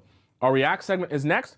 I'm gonna clean up. We're gonna watch an intermission video from Simone Squared while I clean up, and I'll join you guys back in just a moment. Simone Squared's video, intermission video today is 17 harsh truths about men I wish I knew in my 20s, okay? I'll be back with you guys in just a moment. Simone Squared, please take it away. You need to be a dream woman for yourself, and that especially involves having self-respect. A girl who's easy and has no self-respect, that's not a dream woman, because men like a challenge as well, and they respect people, especially women who respect themselves, and then makes them work like a little bit harder. So yeah, it's not about doing this for them, it's about doing it for yourself, and naturally you will turn into a dream girl. I hate it, this is so cringe. Next, you should never take rejection personally, whether that's in dating or in life, but especially in dating, it is more about them than it is about you. Like, there's nothing wrong with you, you're just not a match. Or sometimes a girl can actually be so great, or even a guy, you know, this roles can be reversed here, and you don't actually know what to do with it. Like, you can feel at a subconscious level so undeserving of that person that you sabotage it. And you know, when guys say, oh, you deserve so much better than me, it often just means they know you deserve better and they don't want to meet you at the level you want, because maybe they don't like you that much, or they can't even meet themselves at that level. So they feel bad and they want you to go and find someone else, and then that's why they run to easier women. And sometimes rejection is also because people can be avoidant. They're afraid of getting hurt, like, wow, they seem so great. What if they reject me? I should reject them first, which is why it's really important to look at someone's attachment style. But you hear so many girls going, oh, I was like completely out of his league. How could he treat me like this? Like, he didn't know what he had. He knew what he had, but he didn't know what to do with it. And sometimes it's not good to be out of someone's league so much. So you know, when you go for a job, if you're overqualified, they actually don't hire you. And logically you should think, well, I am so overqualified, I can do so many things at this company, help them so many ways, why would they not hire me? Because they know eventually another company's gonna approach you, or they're gonna have to pay you more eventually and you can demand it. So they'd rather just hire someone else which meets their requirements instead of going above and beyond. You can be too good sometimes. But if you are toxic and you feel like you're deeply undeserving and someone amazing comes along, you might sabotage it because you're not ready. You feel undeserving of it.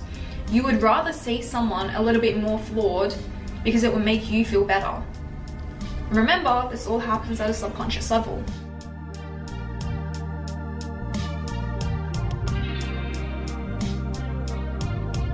If you are convenient and you give it up easily, they're going to keep you around even if they don't like you. And then one day they might just vanish and you'll be like, what happened? I thought everything was going perfectly. They didn't even like you. They liked how convenient you are and the fact that you were providing them easy sex. And guess what? Even if they don't like you and you haven't slept with them yet, they're going to keep seeing you until they sleep with you. Don't give in easily. Men, the way they bond, it's different in their brain.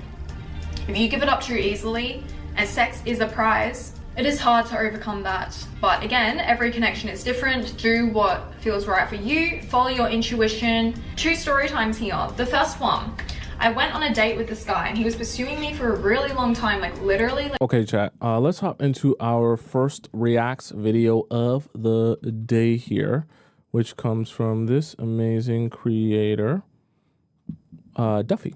Okay. So we'll react to her video. One piece of advice to women, just one. If I got one opportunity to say one thing, I would say that your self-respect has to be stronger than your desire to be lusted after or wanted by men. And this applies in so many categories of life, so many. Your self-respect has to be stronger when it comes to you ditching that guy who treats you like shit, you cutting things off with your situationship who won't make it official, you finally blocking your toxic ex's phone number, you not taking random thirsty men drooling after you as a compliment.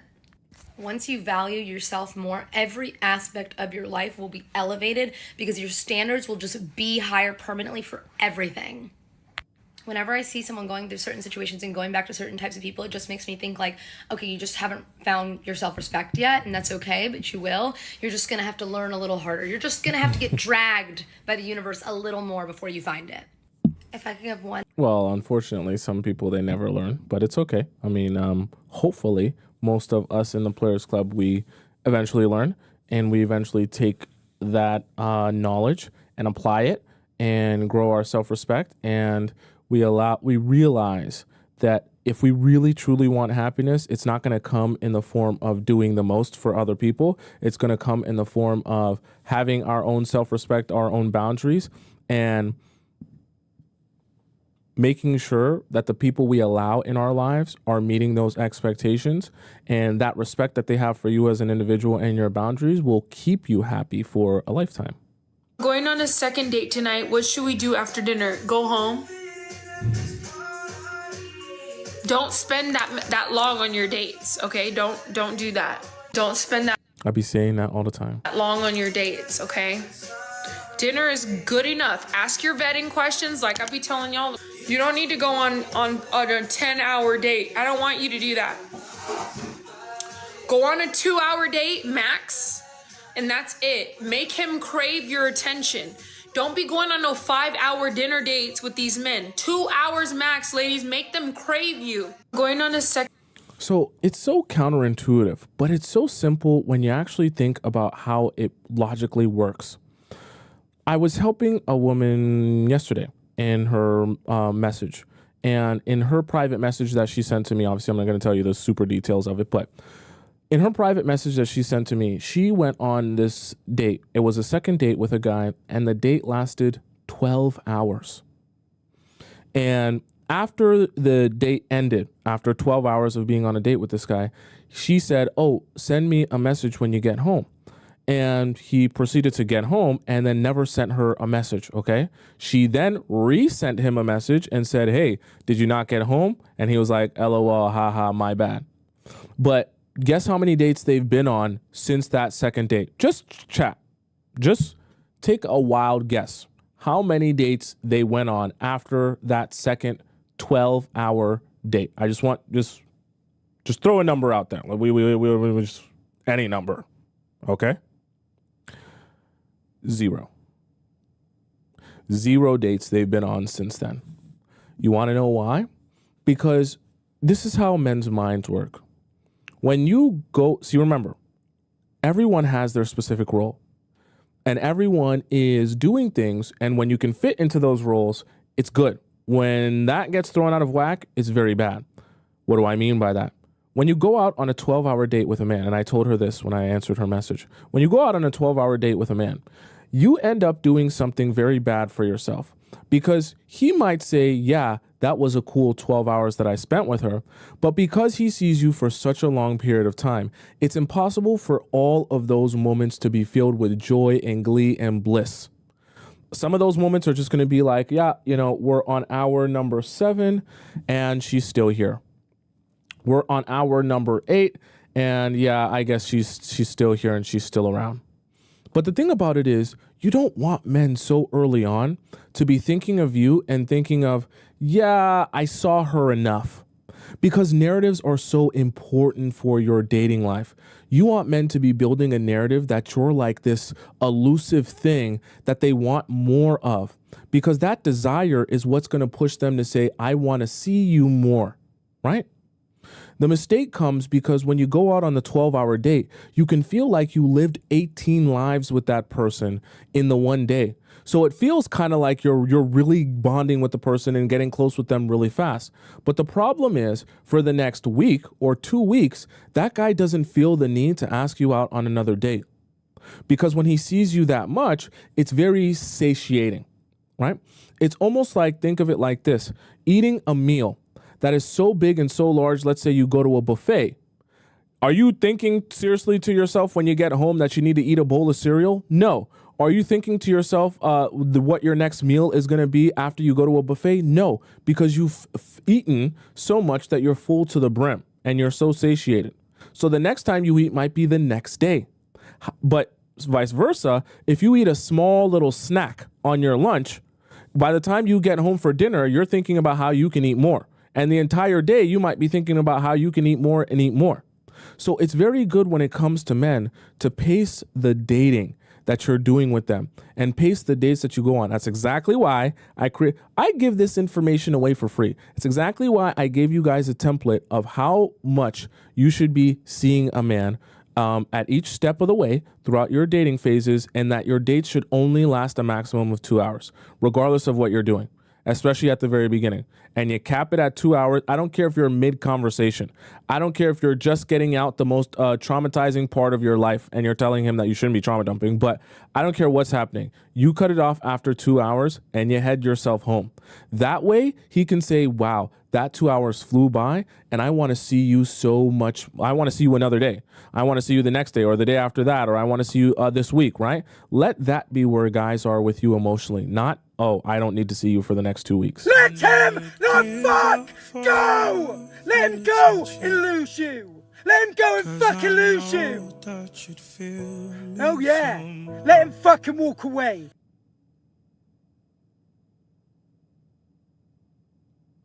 Like he's got it all figured out. Like he's doing you a motherfucking favour. It's almost tragic, isn't it? You, with everything you bring to the table, sitting there while he's blind to it. But here's the fucking kicker. It's not your job to convince him you're worth anything. You've always been worth it. You'll probably have to let go of the man you want for the man you actually deserve. Yeah, but hey, you've always been fucking good enough, always. And sometimes the punchline is on you. You have to let him leave. But let me kindle your spirit a little bit. One day he'll realise the truth. No one's gonna love him the way you did. And by then, it'll be too fucking late. You'll be happy in a new relationship with someone that actually fucking appreciates you. And that's the fucking truth. Let him not fuck go!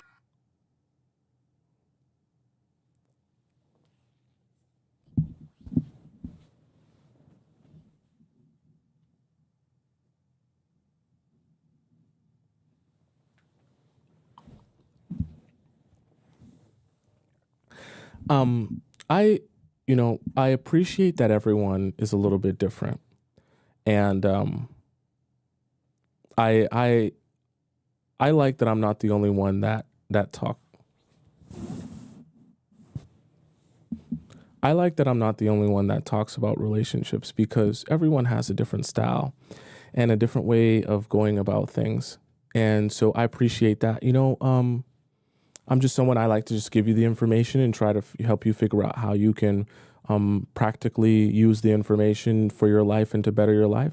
Everyone has a slightly different approach, and it's okay. I have no problem with that. I express myself in different ways, and that's perfectly fine. We're all different people, all individuals. So I have no bad words to say about this guy, no disparaging words. I love his message. I love the way he delivered it. It was amazing. I hope that it impacted some of you, because it definitely impacted me. And the British accent is amazing. So no notes on this here. Great message. Very passionate man. Super, super duper amazing. A+. A+. Okay. Guys, send this video to your girlfriend to show them how you talk to girls when she's not around. Hello, I'm a girl. A female. Please leave. Don't talk to me. Don't look at me.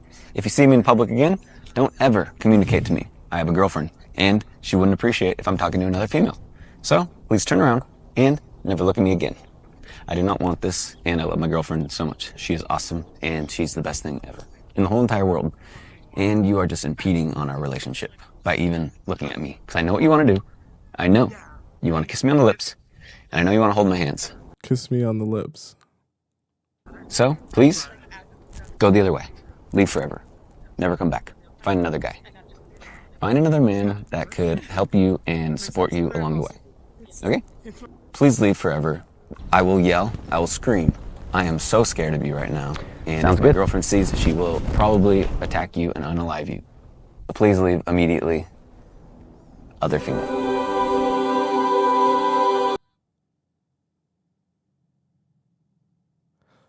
Who is sending me these videos today?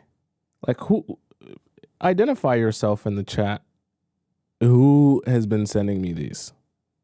Because I don't know who it is. I honestly don't. I just add them. Who is it? I feel like you have a agenda here. What? This feels like an episode of The Office. Okay.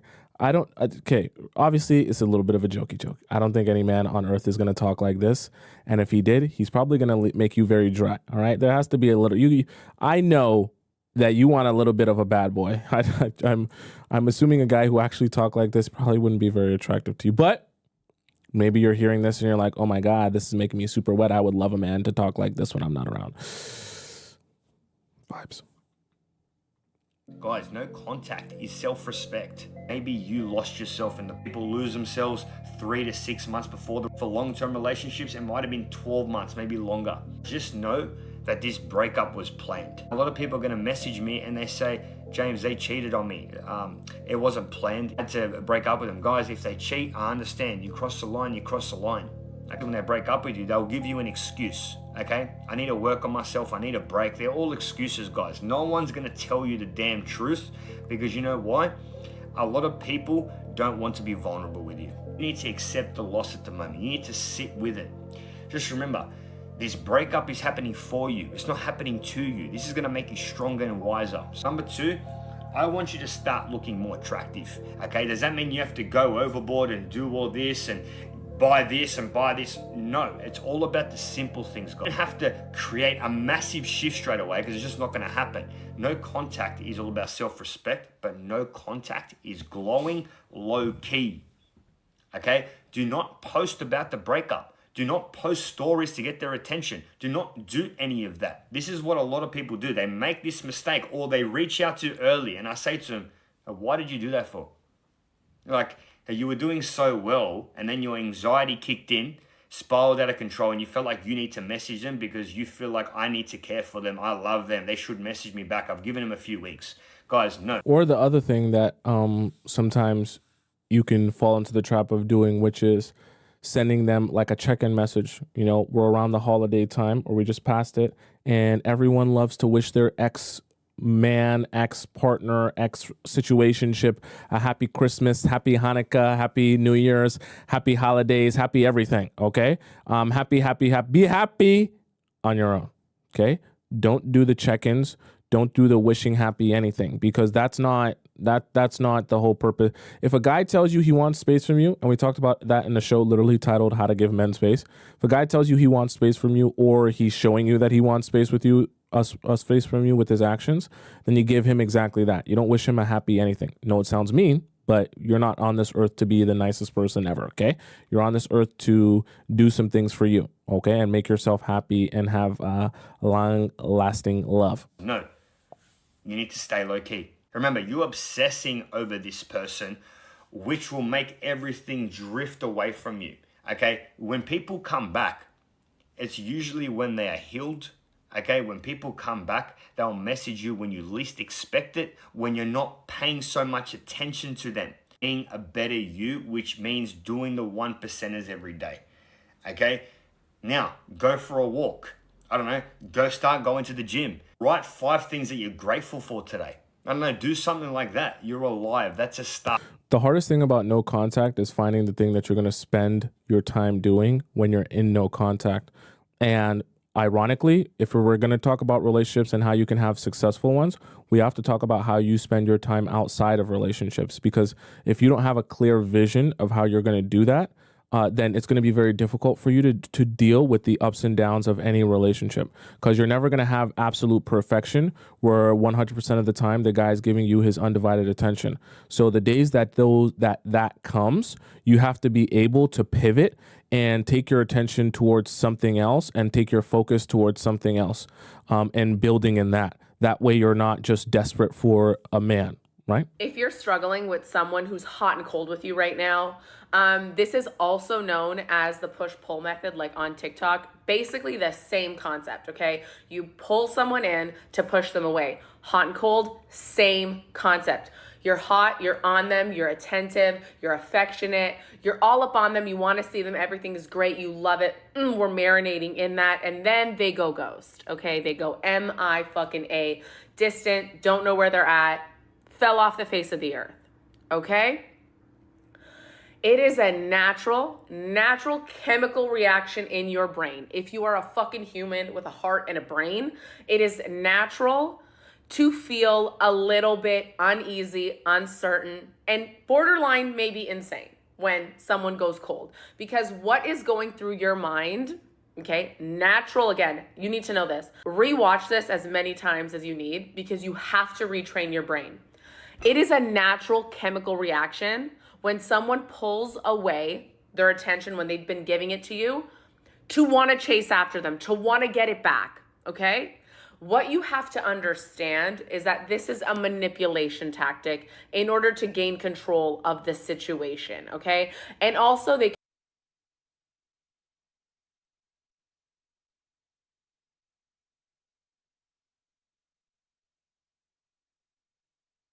It's exactly why when we had our first point of the day today and we were talking, I'm the mute king, okay? I'm the mute mania over here.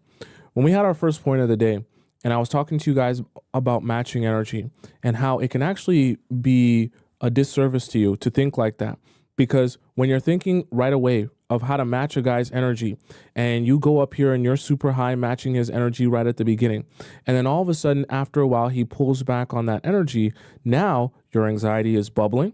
And then when your emotions are involved like that, instead of you thinking, oh, I'm just going to take my energy right back down to where his is, because it sounds easy in theory, now that you are more attached to the situation and him and attached to the investment you've been receiving from him, now all of a sudden it's very difficult to just take back your investment or take back your energy, because now you're thinking, well, maybe if I take it down, he's not going to care at all. And maybe instead I have to increase it a little bit more to continue getting or maybe returning back to that level of investment from him. They could be testing you to see how you respond, okay? But the thoughts that are going through your brain are, oh my God, what happened? What's wrong? Was it ever real? Did I do something? Did I say something?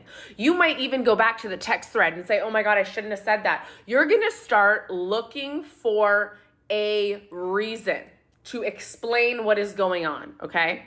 And then they're just gonna pop back up one day, okay? That's when you watch my show. As soon as you start spiraling out of control, you don't know what to do, you're not sure how to think, you just go right to my show, right to my channel, even if I'm not live, and start watching all the episodes. Maybe they liked a story, maybe they liked a post, maybe they sent you a message, maybe they sent you a snack, or whatever the fuck, okay? They worm and wiggle their way back in. And you're going to think, oh, okay, like, we're good. We're good again. Maybe it was nothing. Maybe I just need to chill because maybe it's just the early stages of talking. Maybe it's just all of these. It's a game. It is a fucking game, okay? And when I was in my early 20s, like this, it used to work. Hot and cold used to work on me. I used to be like, baby, yes, of course you came back. Okay, immediately disgusted. No. This one guy is currently trying to do this on me. And when you know the game, you don't fucking panic. Me panic that you went MIA for 7 days? Baby, I'm Gucci. I'm still living my life. The fact that you think you're going to resurface and talk to me like we're good is immediately no.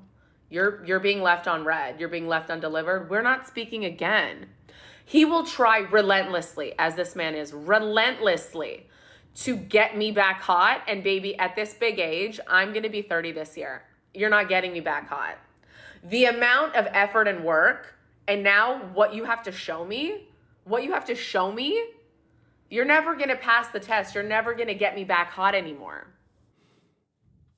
Hey, you heard it from her first. So like I said to you guys as well, as you're letting men show you the level of frequency they want to talk to you and spend time with you, you're also gauging, like, there should be a cutoff point, right? It's not just supposed to be a forever thing where you let a guy disappear for 8 months and then he can just come back like nothing happened and you're thinking, oh, well, I'm just supposed to accept him back, right? There's a cutoff time. But inside the cutoff time, you allow men to see you at whatever frequency they want to at that point, right?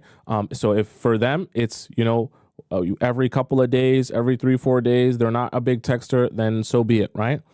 Even if they are a big texter and they want to see you every day, that's when you're going to pace them and you're not going to let yourself go overboard. But still, you let men do as they please.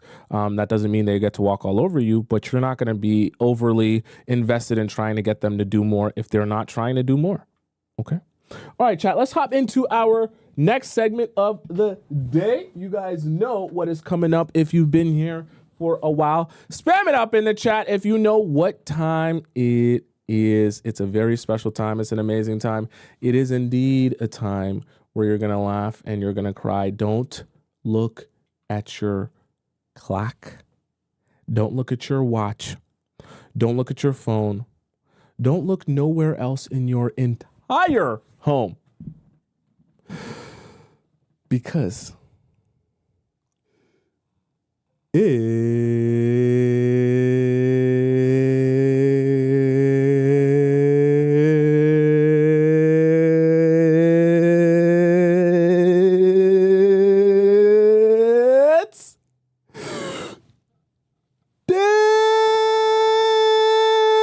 Discord time. Okay, chat, let's hop right into this thing here. By the way, so I came up with a new idea. I don't know why I didn't think of this before. I was originally going to try and create a new channel just to post my Discord times, but I realized there's no purpose to that. I'll just post it on my main channel here. So from now on, I'm going to start doing this very soon. All of our Discord times will be posted in separate videos on my main YouTube channel as well, because I know them happening at the end of a 2-3 hour show is difficult to get to sometimes. So I'm going to start posting them as well on my main channel in just their smaller segments and chunks as I read them out. Okay. So I'm going to make sure to do that, as well as our React segment as well. So for each individual one of you that love the different segments, those will be all available for you to just watch those segments back to back to back if you want that as well. Right. Someone said the thumbnail is going to be me stretching. That'll be funny. All right. Let's hop into our first, let me explain this to you first, how it works. If you want to send me in a question, there are 3 ways you can send in a question. First, in our free relationship advice forum here, which you can access by going to the link in my bio on TikTok or the link in my description on YouTube. You get into where it says relationship advice, and then you can drop your question in right here. Just make sure you format it how it's supposed to be formatted. But you do see here, you see me scrolling, right? You see me scrolling. All of these questions that are highlighted, I have not answered yet. And it is a queue of first come, first serve, which means that I have to get to these questions first before I can head over into your question, okay? So to keep it fair, that's how we got to do it. Now, for those of you who are seeing this and you're like, how long will it take you for you to answer my question? It's going to take me about probably like 2 weeks. There's a lot of questions in here, I won't lie. Now, if you don't want to wait that long to get your question answered, if you ask your question today, you also have another option if you're impatient to ask me a question. But this way, you get to skip the line of people because I read all of these questions out first before I go into the free section. This is called our Premium Relationship Advice Forum. This forum here is obviously, like I said, for people who are too impatient and they just want me to read their question out within 24 hours or maybe even 48 hours. Now, the way you access this is by going to the link in my bio on TikTok or the link in my description on YouTube. Click where it says Premium Discord Relationship Advice. And when you click that link, it's going to prompt you to donate to the show. And then also put in the title of your Discord username and the title of what your question is going to be. I'll get a notification on my phone that is you and that is your question, and then I'll be able to read that out on the show, ensuring that you're supposed to be in the premium section, because obviously we want to keep it fair to those who are actually, paying to be in that section, right? So you can do that if you want that as well. Now, if you're someone who wants to get my answer or opinion or advice or perspective, but you don't want your information to be out on the show, you can also ask me what we describe as our private relationship advice, right? Our hotline that you can go to, and you can type out your question and you can send it to me, and you send me as many details as you want, and I will respond to you with a voice message. I send it back to your email that you used to send in your question, and no one else sees it, okay? So that link is available. You can access it through our Discord. You can also access it through the link in my bio on TikTok or the link in my description, and click where it says Private Relationship Advice, okay? So those are your 3 ways of submitting a question to me. Let's hop into our first question of the day. Oh, no, I shouldn't have done that. I got to do this. Got to read it from bottom to top. All right. So to be fair to everyone. All right. Princessin 4D, potential red flag and vacation protocol in early dating. Everything has been going so good with this Ghanaian man that I didn't even realize he actually knows nothing about me. Okay. Not as bad as you think. Okay. At least nothing real anyways. Like, he only knows surface level things. Whereas I've been getting to know him so well, and I've gotten him to open up so much. I haven't really spoken about myself at all. Don't get me wrong. A part of me likes this because I am naturally closed off with sharing my life, as I've mentioned previously. Since I come from harsh background / upbringing, I don't want a pity party or people to see me as less than due to having no family, etc. Of course, your show, after, I guess you might say, like, seeing my show, I now see my upbringing as something to be proud of overcoming, and know my future husband will accept me fully for me. That's very true. With that said, I want to know if you think this is a red flag that he hasn't really asked me more about myself. It's like he's doing everything else right. I told him I was cramping from my period, and he sent me a heating pad to my house to help me with the cramps, along with food and cookies. That's really nice. I notice he is always trying to solve my problems. Truly, he meets everything on my list, buys me gifts, flowers. He says I've motivated him to want more in life. He's literally obsessed with me. I put that in quotes because what is he obsessed with? That's funny. I text him and he answers right away, even though I go hours not responding to him. And when I do, it's dry. Anyways, most of the time, I'm just getting him to talk, and I don't know if I'm too good at it or if I should be concerned. It's been about a month now. 2 dates. He lives 4 hours from me, but we have another one scheduled, and we talk on the phone at least 4 to 5 times a week with limited texting. I use the phone calls to get deep, as well as let him tell me more about himself. Should I be worried that he hasn't asked me deeper questions about me? What do I do? He literally only knows surface level things, which I keep convos as I'm getting him to talk. But I know so much about him. Part 2. Also, I have another question. Should we wait to go on vacations, mini vacations with the guy we are dating? Definitely. That I'll give you an easy answer. For instance, Ghanaian man wants to plan a mini getaway for Valentine's Day for us. By that time, we would have been dating unofficially for 2 months. He wants it to be 3 to 4 days long. Do you recommend this, or should I tell him that I'd rather wait until we are official? That way I'm allowed more time with him. I don't want to rush anything, but he keeps talking about it, and I've just been switching the subject, not knowing what to say. Okay, so let me answer your first question first. See, I'm going to explain something to you about men. That way you can better understand what may be going on here, and it can ease your anxiety. So, you know how they always say, oh, actions speak louder than words? This is kind of one of those examples, because for men, they find it exponentially more easy to express their love or care for you by doing things for you than by, talking about it. I'm not saying that a man should never want to ask you more about yourself or want to know more about you. I'm not saying that, right? There's obviously a balance. But what I am saying is I don't want you to put so much on whether or not he's asking you a bunch of questions that you think that the other stuff doesn't mean anything. Because in my own understanding of men, the fact that he's doing all of these things for you, right? Like trying to get you a heating pad and, getting you food and cookies when you're going through things, right? That to me speaks more to how he feels towards you than necessarily him asking you a whole bunch of super deep questions. I'm not saying that you don't get deep. I want you to get deep, and I want both of you to be able to share about yourselves, right? But also take into account you're in month number 2, or sorry, is it even month number 2? And you're in month number 1 currently now, and you've only been on 2 dates. So I get it. You guys talk on the phone and things like that, but you're still very, very early on. Like you're still in very early stages. I'm not saying that, hey, there should be an expectation that at this point you guys have had to have 85 serious, super deep conversations and things like that. You have to also understand that you're learning strategies and you're getting advice from the show and learning a lot of things that make it easy for you to extract a lot of deep information and conversation out of someone who you just met or just started knowing. So I'm saying that because you're not realizing how powerful you're becoming at using this technique well. So that can become a little bit jarring and shocking to you when you're getting people to talk so deeply so early on.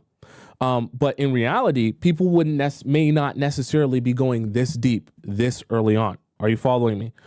So I would like you, more than you're thinking about, hey, is this a red flag? I don't necessarily consider it a red flag only because it's still very early on in your dating life and history with this guy. You're only in month number 1 and you've only been on 2 in-person dates.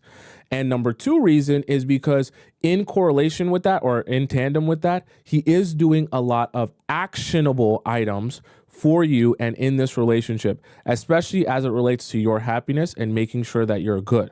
To me, that speaks volumes about how he feels about you, because that is the way that men know how to communicate their affection very easily. They know how to take action for you to communicate affection. It's a little bit harder for them to do that when it comes to talking about their feelings or going super deep into stuff, especially, I'll just be super honest with you, a Ghanaian man, especially if he's like a straight off the boat or, he's lived most of his adult life there in Guinea, right? In West Africa, it's a different culture. The men are raised a little bit different. And so his way about going about relationships can be slightly different. Not that it's necessarily a bad thing, but in all cultures, the men know how to do for you. In some cultures, they're a little bit less good at knowing how to talk about the deep stuff. I'm just saying, okay, doesn't make him a bad man or anything like that, right? The action is the most important part. Now, the other part as it relates to the relationship, and you're talking about going on a getaway with him, my advice to you would be to just let's chill a little bit, okay? Let's chill a little bit on the getaway thing. I know that you guys are still early on and he wants to do some really nice stuff for you. My advice for you would be, hey, I appreciate what you're trying to do. And, I appreciate all the lengths that you're going towards. But I don't think that, we need to go on a 3 to 4 long day thing, right? Let it be a nice day that he takes you out and a day that he spends with you if he wants to make it super romantic and things like that. But I think at 2 months into the relationship, it's not even really necessarily appropriate for you guys to be going on a 3 or 4 day long thing to celebrate the romance you've had for 2 months. I'm not saying that him trying to do more for you is a bad thing, okay? Because I get it. It can either be he's trying to do a lot, and but some of you might be like, oh, well, he's just trying to love bomb you or trying to move it too fast, too soon. But that's what I want. I want you to pace this relationship and pace what's going on. I don't want you to fall victim to doing so much so fast, so early on, especially because, like, let's just say hypothetically, you actually end up dating and marrying this man. This is your first, Valentine's Day together, and he's going to spend it doing a 3 to 4 day long getaway with you. Where are you guys going to go from there? I'm not saying that he can't do more for you, but I feel like it's okay for you guys to spend your first Valentine's Day when you've only been talking to each other for 2 months in just being with each other for the day, spending a nice day together, maybe going to a nice dinner. If he wants to go all out for the dinner, so be it. But like, I think that is more appropriate for the amount of time you've actually known each other than to even be like a 3 to 4 day long thing is for people that have been dating 3 to 4 years. That's when they're taking it to that level. I just think that for 2 months, just keep it tamed and tell him you appreciate the gesture, but you'd rather just keep it like a day thing, right? Not that you don't like him or anything like that, but you just want it to be a day thing. And obviously he likes you. He wants to be with you. He's not going to have a problem with making it a day thing. At least he shouldn't, right? Let's go into our next question here, which comes from X. X says, the fourth date. Hi, Tomisin. I sent you a question in last week about this guy who's 26 that rescheduled meeting with me a couple times. Today we had our fourth date and it went quite well. We laughed a lot and also asked a lot of questions about each other. I could feel he wanted to ask me about being his boyfriend. Wait, what? I could feel he wanted to ask me about being his boyfriend? You mean being his girlfriend? Since he mentioned this was our fourth date, I'm assuming you mean being his girlfriend. Since this was our first date and he asked me how I felt about him. I told him I thought he was nice and he looked really happy about it. He was also asking me how I would feel about moving closer to his... No. We haven't even finished the question here. No. Just no. You're not doing that. You've been on 4 dates with this guy. We're not talking about moving closer to... No. If we were in a long-term... if we're in a long-term relationship, that's just one of those things you say, we'll see. Okay, but this it's not even conversation you need to be having right now. He mentioned that it's difficult for him to move due to his job. He's an engineer for Samsung.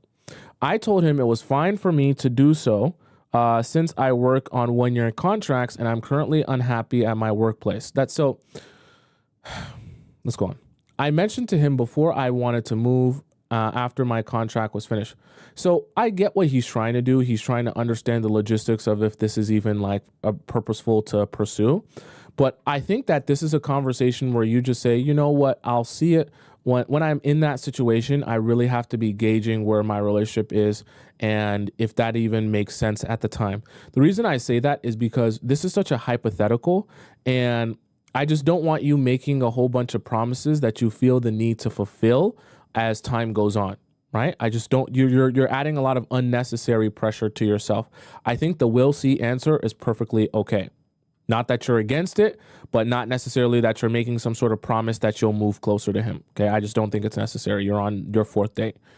Towards the end of the date, as we were waiting for our taxis to go home, he asked me to be his girlfriend. Okay.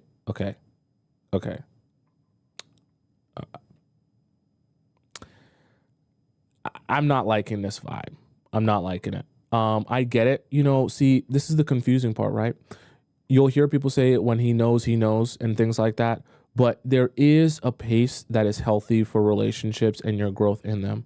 It's date number 4. I'm not saying he can't be intentional. I'm not saying he can't want you, but we're on date number 4. So assuming you guys went on a date each week, you haven't even known each other for a month yet. So that's that date, 4 dates.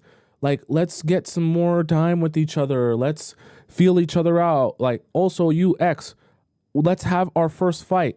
I know fights is not something that you're necessarily going to be looking forward to, but your first big fight is going to tell you a lot about how he really feels about you and how he'll really treat you. I don't want you to make the mistake of making your decision about him before you even get to know all of him, right? I felt he was quite nervous when he asked, since he phrased it as, "So do you want to be my girlfriend?" No. I told him yes, and he said, "So no?" What? What? How are we starting this off and we're already all confused? I realize this is a cultural difference between us, as he is Korean and I'm Canadian. When a Korean is asked a question in the negative form, he will answer yes. I am not, yes, I am not. Oh, so, okay. As opposed to no, I'm not. Okay, I understand now. I think by asking yes, he thought I agree with his no, that I don't want to be his girlfriend.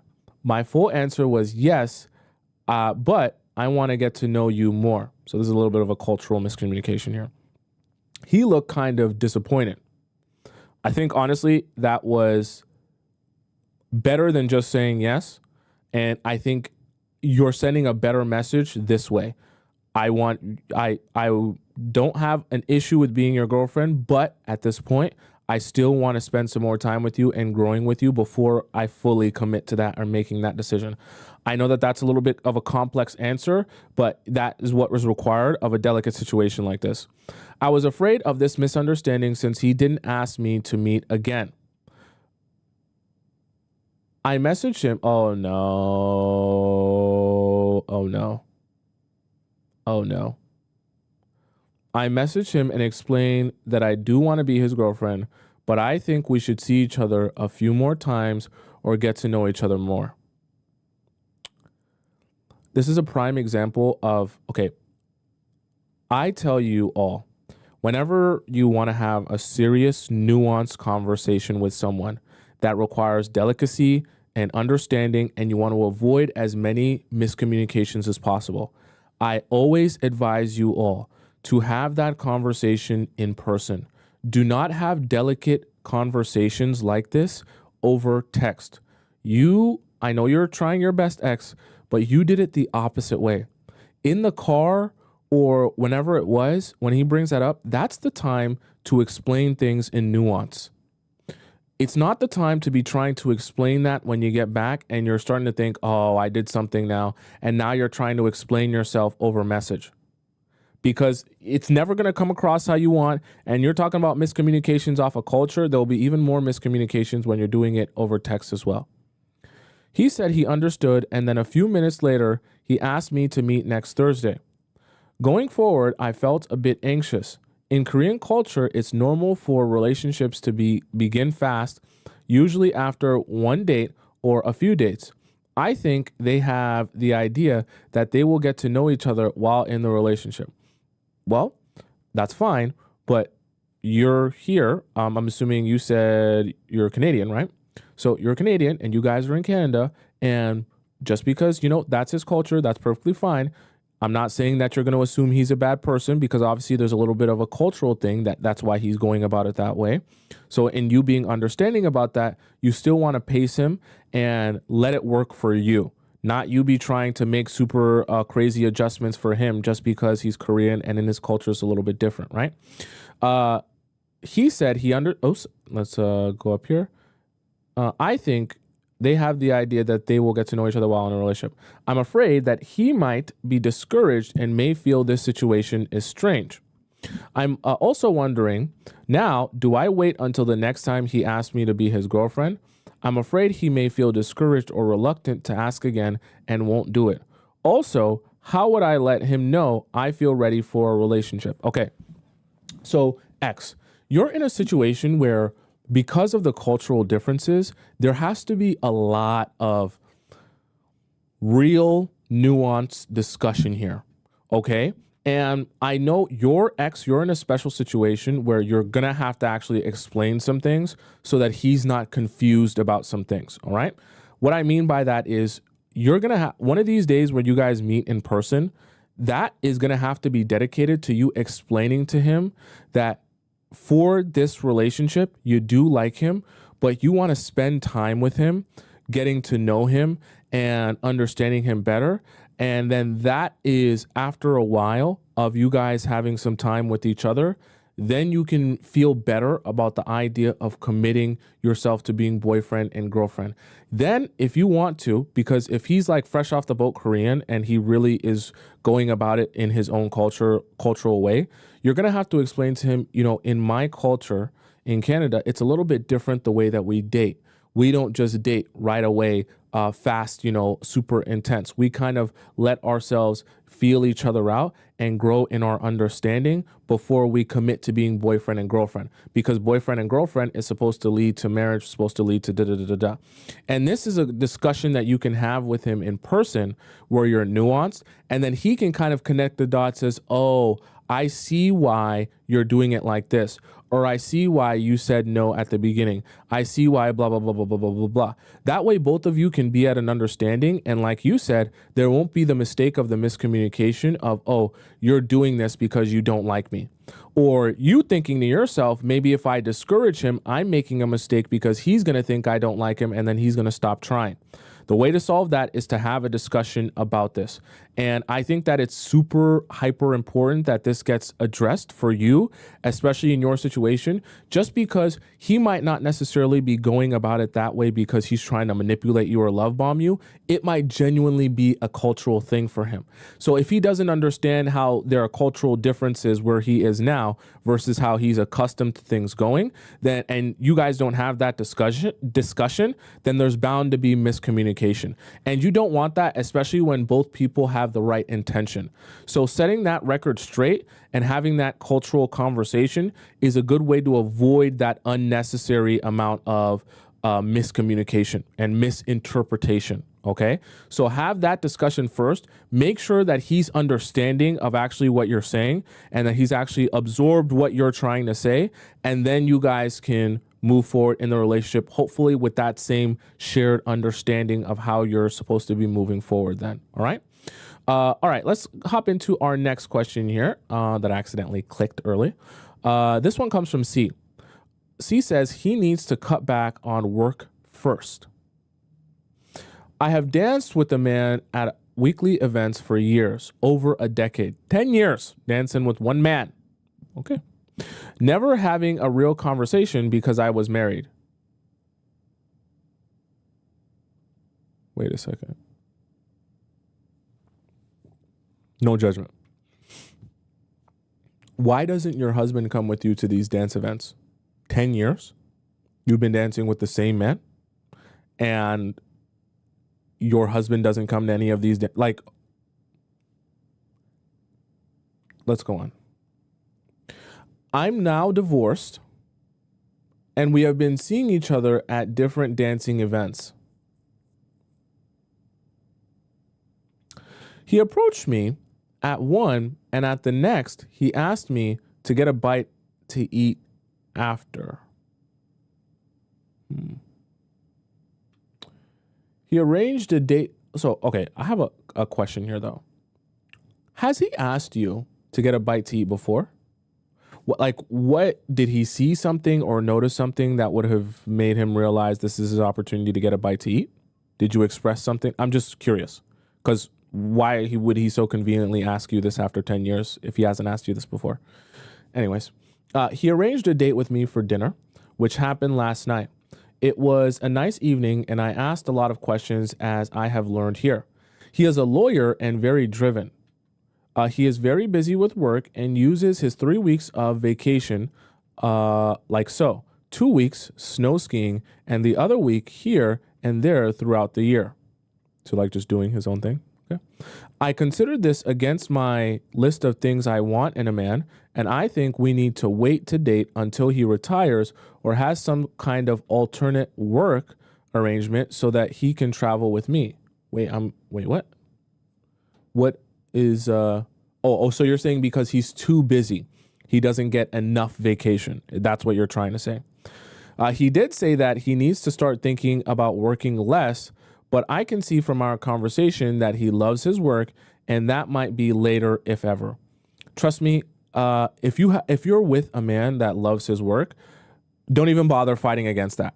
Don't even bother trying to imagine a day in which he'll stop loving work and stop, loving, going to work and all that. Just get that out of your mind. If that really doesn't work for you and that's not a vibe for you, don't even be thinking of the eventual day in which he'll stop wanting or loving work. If you are already identifying that in him right now, then that's just his personality. And that's not going to change no matter how old he is, no matter if he has a cane, no matter nothing. The men that enjoy working, they love to work. That's them. That's their heart. That's their personality. That's their soul. You're never going to convince them out of it. So just don't even bother. I am semi-retired, working only 20 hours a week. I'm at a stage in my life where I want to have a lot of fun and go a lot of places. That's not a crime. I travel a lot in an RV with a group of women travelers and have a lot of trips planned. Not a crime at all. That's your personality. That's your prerogative. I am supposed to sit with him as his date at the next dance and would like to tell him, let's put a pin in this relationship and start back up when you have time to travel. We are also an hour and 15 minutes away from each other. He's in a large city and I'm out in the country. Okay. Going to give you some harsh realities after this. I think this means I would be going to him more than he would come out here. That felt a little odd last night when he commented that he was impressed that I drove all the way. If he was working less, very unlikely. He could come and spend long weekends at the lake with me if our relationship went anywhere. Gonna give you some harsh realities here. I want someone who is at the very least can take 4-day weekends and a couple of week-long trips throughout the year. How should I put it to him? See, I'm going to break some news to you here. You're not going to want to hear it, but I'm going to break some honest news to you here. What you're talking about is a personality and a lifestyle preference. It doesn't necessarily mean you have to only date people who are exactly like you, but you're smart and mature enough that you're identifying the exact lifestyle that works for you, that you need and desire in your life. See, what's happening here is you're connecting with this man because you've been dancing with him for over a decade, all right? And you've been seeing him for so long that you guys spend time with each other and you like, his vibe when you dance with him and you talk to him. But when it comes to romance and the way you guys would actually go about the logistics of your relationship, you're in two different places in your life. He's a workaholic that lives in the city because obviously if he's a lawyer, he has to work in the city to get the best work or the most work, right? And I'm sure if you're saying that he's passionate about that and he loves that and he's very driven, trust me, don't think to yourself when he gets older, it's going to go away. Don't have it in your mind when he retires. The men that like working, when they retire, they just find a new thing to work on. You know those old men that start working on cars when they're retired, or they start building things around the house and renovating? That's because those men love to work. It makes them, you have to understand this. For these men, work makes them feel alive. If they're not working, they will not feel alive. They will literally feel like they're dying. I'm telling you this as someone who has this personality trait. So you're better off understanding that's not going to change. The way that traveling makes you feel alive, right? Traveling with your girlfriends and going on week-long trips and taking 4 long-day weekends, that makes you feel alive, is the same way for a man like this. This makes him feel alive. So that's never not going to be a thing. So the reason that I have to break this down like this is because I think that you're wasting a lot of your time trying to turn a man who doesn't have that personality trait or feel alive doing that thing to try and want that thing, right? And I don't think it's even necessary for you to explore a relationship if that's the case, right? And I know that you have said that, yeah, you think that you're probably going to have to put a pin in this because it's not going to work until he's ready for that. I don't think he's ever going to be ready for that. So I think it's just one of those cases where he might want to pursue you because he likes spending time with you as well. And he likes the vibe, But I think that you've already laid out the reasons why that vibe is not going to be, when we're talking about romance, it's not going to be a compatible vibe here, because I just don't foresee the lawyer who barely takes vacations and loves working is ever going to feel okay with 4-day weekends and week-long trips, happening all throughout the year. I'm telling you this as a man who loves to work. When I take breaks that are too long, I get anxiety. It's not because anything's actually happening. I just don't feel good doing nothing. And if I'm relaxing, but I'm not relaxing knowing, hey, I'm going to get back to work soon, or I'm relaxing just to get my mind off things to work more again, I'm not going to feel good, right? And I can't even relax properly if I'm just relaxing with no end goal in sight, with no work coming. It doesn't feel good for me. So I'm telling you this as it's probably going to be very similar for a man who has those same character traits. He's not going to feel good going on 4-day weekends or week-long trips. I'm not saying he can't enjoy his time with you if you guys do that every so often, but I just don't think the lifestyle that brings you life and you're excited about is the same thing he's going to be excited about. And I think if there's a clash there, it'll be very difficult to even get this relationship off the ground in the first place. So I do agree with you that you should probably consider the relationship not a relationship. But I think the best thing in terms of letting him down is to just explain to him that you just think that your lifestyles are in two different places. And it's not that he's a bad person or you're a bad person. You just think that the things that you want for yourself are a little bit different than the things that he wants for himself currently. And you don't have to leave it to, oh, maybe when you change this or you change that or you change that. You just leave it as that. As in your analyzation, you just think that you guys are in different places in your life on what you desire from life. You guys can have a nuanced discussion about it. He might rebuttal and tell you some things that maybe you didn't know, but let him be the one to rebuttal or discuss with you, right? Don't say that, hey, you got to change this or you got to change that. Just let it be, hey, I like your vibe. I like us coming to the dance studio and stuff like that. But when it comes to romantic dating, I just don't think logistically for us, it's going to make a lot of sense. You love to work. You love being a lawyer. You don't take a lot of vacations. And I love that you like that. But for me, I have different desires for my life. And that's perfectly okay. That's a mature adult conversation. Okay. You said, yes, I want him to work 100 if he wants, but I want to stop dating him. And I want to let him know of things change. That if things change, I'm interested. Yeah. So I think that conversation should consist of, hey, I just think that me and you right now are in two different places in our desires in life. And then you lay out some things that you've noticed about him and that he loves to work and the things that you want for your life and in the future. And then let him respond, because he might tell you maybe sometime in the future, I really want this, this, and this for my life. Or this is only temporary for da da da da da da da. In which case, maybe you guys can come to an understanding.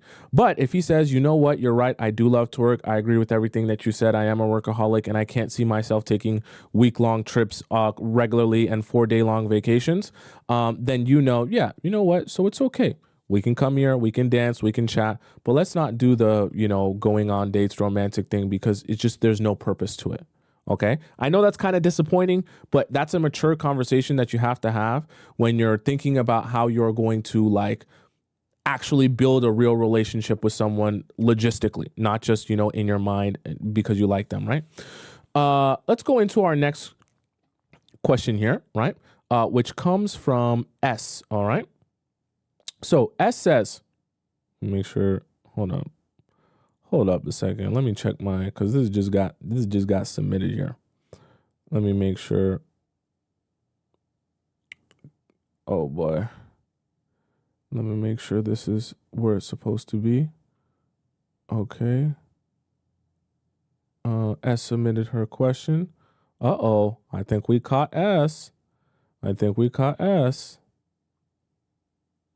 All right, S, you gotta donate to the show. You can't drop in your question, and you haven't donated to the show yet. That is not how we do it here. Okay, so I'll come back to your question here if you decide to donate to the show, but you can't just drop your question in here if you haven't donated to the show. I have to check that, chat, because we got to keep it fair to everyone. You can't just put your question in the skip the line section and you actually haven't donated to the show to skip the line. All right. All right. Let's go into our next question here, which comes from Fina. Right? Oh, well, we'll say Fina. A black cat's quest for love and feminine flow. Wow. That sounds really beautiful. You must be a writer. Hi, Tomisin. It's me again. The girl who always ends up enduring silent treatment at the end of, her relationships. Okay. After you answered my question, I noticed you did an entire segment on black cat energy mistakes. And honestly, every single point resonated with me deeply. I'm grateful that you addressed this. Now I understand that I embody the black cat persona. While I may appear sexy and seductive on the outside, I still struggle to connect with my feminine energy. I work in finance, and even my career choices reflects the strong masculine energy I carry within myself. I want to break free from this because I genuinely want people to stay in my life, not assume, oh, she'll be fine without us. She doesn't even need me. This perception seems to follow me everywhere. And before anyone tries to blame me by saying you should communicate more, I want to point out that there has been multiple instances in both friendships and relationships where after confronting someone or expressing that I'm hurt, they've deliberately done things to hurt me further. I'm genuinely a kind and caring person, yet I keep getting played and abandoned. I know I don't try very hard to open up or put my feelings into words, but it stems from being raised by emotionally unavailable, narcissistic parents. From the age of 10, I was shamed for crying or expressing emotions over things that were perfectly normal for a child to feel upset about. The upbringing has made me incredibly difficult for me to open up about my feelings and be vocal. I truly want to find love and build healthy relationships. For example, the guy from work, please no guys from work, who gave me the silent treatment was a new hope for me.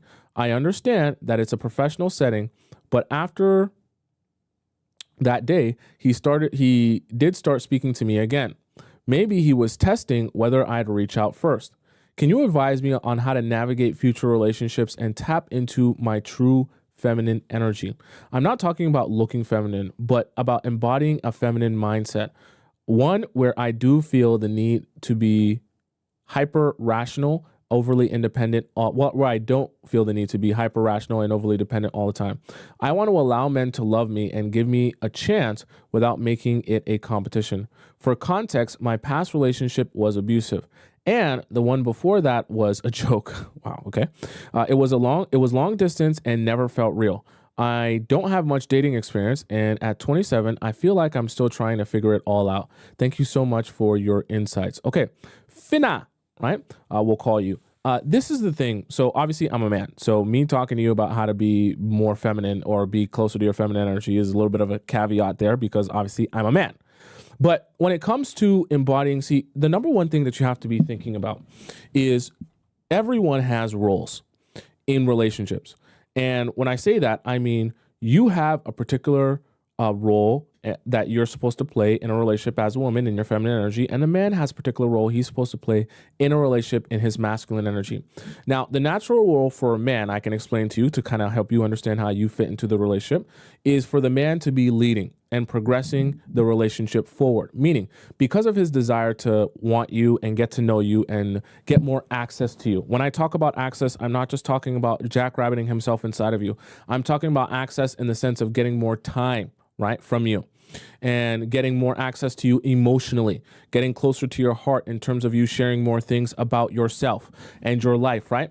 All of that, right? Because he has that desire. And trust me, men have that desire, right? They see women and they want women.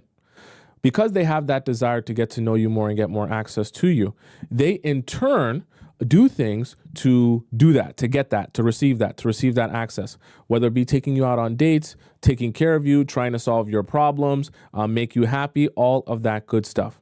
And this show, actually, today's show is perfectly for you because being in your feminine energy is allowing men to show up for you how they want to show up for you and allowing them to hunt you like in the sense of like pursue you because they have an innate desire for you and to build with you and because they want more of you, right?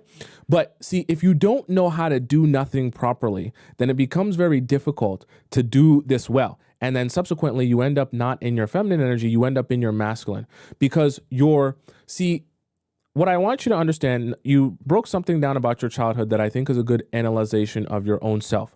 Now, the other self-analyzation that I want you to take note of is your career path. So you mentioned here, I can't find it where you mentioned so I work in finance and even my career choices reflect strong masculine energy I carry within myself. See, this is the thing. Any of you, and some of you can take away from this that might be in a similar situation, any of you that are corporate girlies that required some level of deeper critical thinking to be able to get in your position in life, right? And to be able to work your way up the corporate ladder or wherever it may be that you are, right? See, that takes a level of masculinity that you must embody to be able to work well in that corporate structure. You have to be forward thinking. You have to use your critical thinking skills. You have to be more logistical and analytical in your thought process. And you have to go for things before someone tells you to go for them, right? So that's not necessarily a bad thing to have in your work life and to be successful in. But the thing about it is you can't bring that same mindset to the way that you date men, because that mindset is going to put you in your masculine and is going to have you either attracting feminine men, or the men who are masculine will be repelled from you because they're like, whoa. The roles here are not, in alignment. Okay. So the hardest part about this is understanding that there's a different part of your brain that has to be operating when you're going about your dating life. Meaning, when you're dating men, obviously you're signaling to them that you want them to approach you, that maybe you're interested in them and things like that. But you have to exercise a level of patience that allows men to come to you. And you have to be really, really okay with understanding that some men you might want or show some interest in will not take the necessary steps to approach you. But unlike your work life in finance, it doesn't then become your responsibility to then do the work for them and take on that role or pick up the slack, where you now should be taking initiative and filling in the leftover space or the void to try and make something work. Because when you're a good, worker in the corporate world, you figure out how to make things work with your resources and take steps forward. But the problem is, in relationships, you need to leave that space for the men to make their own decision. That way they can stay in their masculine energy. So it's not necessarily like, oh, you got to do one big thing or got to do this next big thing or that next big thing. What I want you to first think about, if you want to start working towards being more in your feminine, is that the way I approach my work life and the way I approach that part of my life is a different way than I will approach my relationships. And I have to adopt the mentality that despite how much I may meet a guy and want him, or meet a guy and want a relationship to work, I have to let men make their own decision about how they choose to show up for me. And within that, then I decide, based on how they choose to show up for me, if this is a man that I want to spend my time and energy invested into. And I'm constantly evaluating how men are showing up for me. And in my evaluation, I then either invest my own time and energy, or I take away my time and energy investment. And from that standpoint, you control what you can control. But outside of that, you're never trying to control the men in your life or the way they show up for you romantically. You're just evaluating how they choose to do that. That mentality shift will put you in a much better place, energy-wise, mentally, spiritually, emotionally, where you feel more in your feminine, where you're allowing men to do the approaching, to do the pursuing, instead of trying to fix every single little thing, over-explain, over-communicate, try and get him to understand this when he's never even asked you to understand that, trying to get him to see it this way. That never works for men. It never does. And it will always repel the men who are trying to also embody their masculine. Okay. Let's hop into our next question here. Okay. Wow, so many questions we have. All right. This one comes from Universal. Universal. Okay, I like that name. How to detach from men. Hello, bad bees. What are your methods for detaching from a crush, situationship, or a relationship? I have abandonment issues that get triggered from time to time. So although I can remain detached while I'm flirting, I tend to overanalyze things after spending time with my persons of interest. Any advice is welcome. Okay. So when you're flirting with someone or you're getting to know that person, okay, I always do advise that you should be dating from a detached standpoint, not because I don't want you to care, okay, and not because I don't want you to want this person or love them back. It's because I know that if you become too overly attached or invested, you will spiral out of control, and then men will be able to take advantage of that because of how much you want to invest here. So my couple of key points, by the way, I have a whole show on this, right? I talked about this a couple days ago, how to detach so men fall in love with you. But my whole thing on this, first things first that you want to be doing is understanding you're not here for any particular outcome. What I mean by that is, of course, yeah, you want a relationship, but you want a relationship with the men who fit your criteria. So rather than thinking to yourself, I'm coming on a date so that this guy will like me and I can do everything I need to get this guy to like me, I want you to come on your date and say, I'm going to be asking questions here and getting an understanding of who this guy is, to know that if I'm going to be investing my time and energy here, that this is actually a guy of me worth investing my time and energy. The reason I say that is because that mindset shift makes it easier for you to not be so overly attached to everything that he is, how he's responding to you and everything that he's saying to you. Because instead of you looking at it as, oh, he didn't message me today, I must have done something wrong, or he didn't call me on the day he said he was going to call me, maybe I'm not attractive, or maybe I said something wrong, or maybe I haven't slept with him early enough. Instead, you start looking at it as, oh, okay, he chose not to call me. He chose not to message me. He hasn't spoken to me for a week. I'm not seeing this as something that I'm doing wrong, but I am evaluating that to see if he's even really invested in me for real, or if he's even showing up for me how I expect a man to show up for me. Because my expectation of a man is not that he'll disappear on me for 2 weeks or 3 weeks or whatever. And if he's doing that, I should be evaluating that and realizing that this might be a waste of my time to invest my time and energy here. Okay. So a lot of what you're talking about in terms of your detachment is not about like, oh, you date them and you don't know their name, or you forget, don't ask them any questions, or don't ask them about that's not what I'm saying. What I want you to do is just change your mindset, because your mindset change will change your approach, and it'll change the way you're receiving things that are happening. You're evaluating how men are choosing to show up for you. You're not going into this dating stage or talking stage or whatever stage thinking about how you can adjust or change yourself so you can be more likable to the man. That way, as you're evaluating his behavior, his truthful and honest behavior from his own choices, you can be honest with yourself and say to yourself, look, if he's not showing up for me based on my already existing criteria and expectations for what I want in a man and in a relationship, then I don't invest my time and energy here, period. I'm not thinking about how to adjust or change myself. I'm not thinking about how to invest more of my time so that this guy likes me. No, the guy that I'm looking for will be more than interested in me, and he'll like me more than enough for 3 relationships. And if that's the case, and this guy isn't showing up for me in that way, then I have my answer on whether or not I should be investing my time and energy into him. Okay? All right. All right, chat, that's the show for today. For those of you who have a question for me, you can either ask your question in our free relationship advice section, in our premium one. Make sure you donate to the show if you're going to be in the premium one, or in our private relationship advice forum. All those links are available to you in my TikTok bio or my description there as well. All right.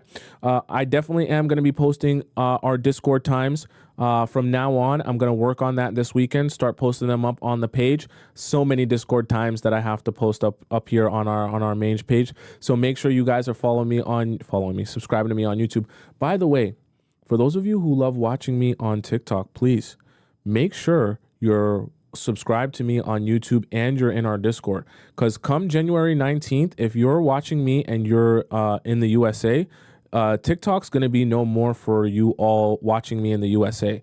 So please make sure that you're subscribed to me on YouTube and you're in our Discord, because I would hate for you to lose access to me and this show because you forgot to subscribe to my YouTube or join our Discord, and now you have no way of connecting with me or seeing the show anymore once TikTok goes down, because it is signed, sealed, and delivered. 19th is going down. So there nothing's changing on that front. So you guys need to make sure that, for me, if you love the show, that you're following me there so you can get access to me. Someone says, will we still be able to use the app? That's the unknown part, is that when it does go down, and the 19th is the date, when it does go down, it's quite unsure how it's actually going to work. I know for sure you guys won't be able to download it in the App Store anymore. And it's a possibility that the app just won't work at all for people who are in the USA. So because of that, because we don't know if drastically things will just poof disappear, we want to make sure that we're following me on YouTube, the platform that's not going away, so that we can all still continue to enjoy the show there, even if you're watching me on TikTok from the USA, right? Someone says, am I from the States? No, I live in Canada. I live in Toronto. So my TikTok's not going to go away, but you guys might not be able to watch me. That's the problem, okay? Great Fortune Cookie donates 50 DKK in the YouTube chat. Thank you so much for your generous donation, Great Fortune Cookie. She says, which stage is allowed to start having long chats by text? I mean, if we are both busy and have not been able to see each other for a while, my honest advice, to just keep it very simple with you, make it your boyfriend. That's the only person who you should be having chats with over text. And even then, I would love for you to make you and your boyfriend to have a dedicated focus on not just having long chats over text, having long chats in person as much as you possibly can. Just because, especially when that's your boyfriend, you'll get so much more out of the communication and the conversation when it's in person. Not saying you can't ever text your boyfriend, but I definitely do think even when he is your boyfriend, there should always be good, solid dedication and focus to being with each other in person.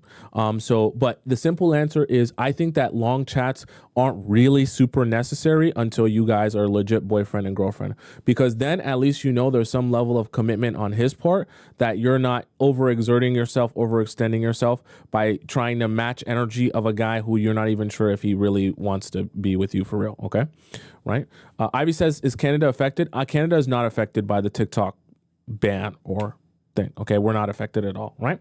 Those of you who are watching me on TikTok, you can find my Instagram just above my head there, Tomisin_Atub, Tomisin_ATOB, if you want to follow me on Instagram. For those of you who are watching me on YouTube, it's in my description. For those of you who are watching me on TikTok, you came late, you found the show late. I already mentioned it before. Make sure you're subscribed to me on YouTube. Go onto my YouTube, Tomisin. You can just type it in there. Go into the live section. You'll see this live show and all the other live streams I've done since the beginning of time. You have the YouTube and the TikTok live chat embedded in the video, so you won't miss a second of conversation there on the show. I'm here every weekday, Monday to Friday at 4 p.m. Eastern Standard Time. So if you want to figure out what time that is in your time zone, you just have to calculate that via Google. And I'll be back here again Monday at 4 p.m. EST. Okay, 4 p.m. EST. Until then, because I will be posting throughout the weekend. But until we see each other again live, I bid you adieu, arrivederci, au revoir, hasta la vista, sayonara, adios, ciao, salam, bon voyage. And I'll see you all again on Monday, live and direct, okay? I love you so much. Goodbye. Have a great weekend. Stay safe. Don't get into any nefarious activities. And don't do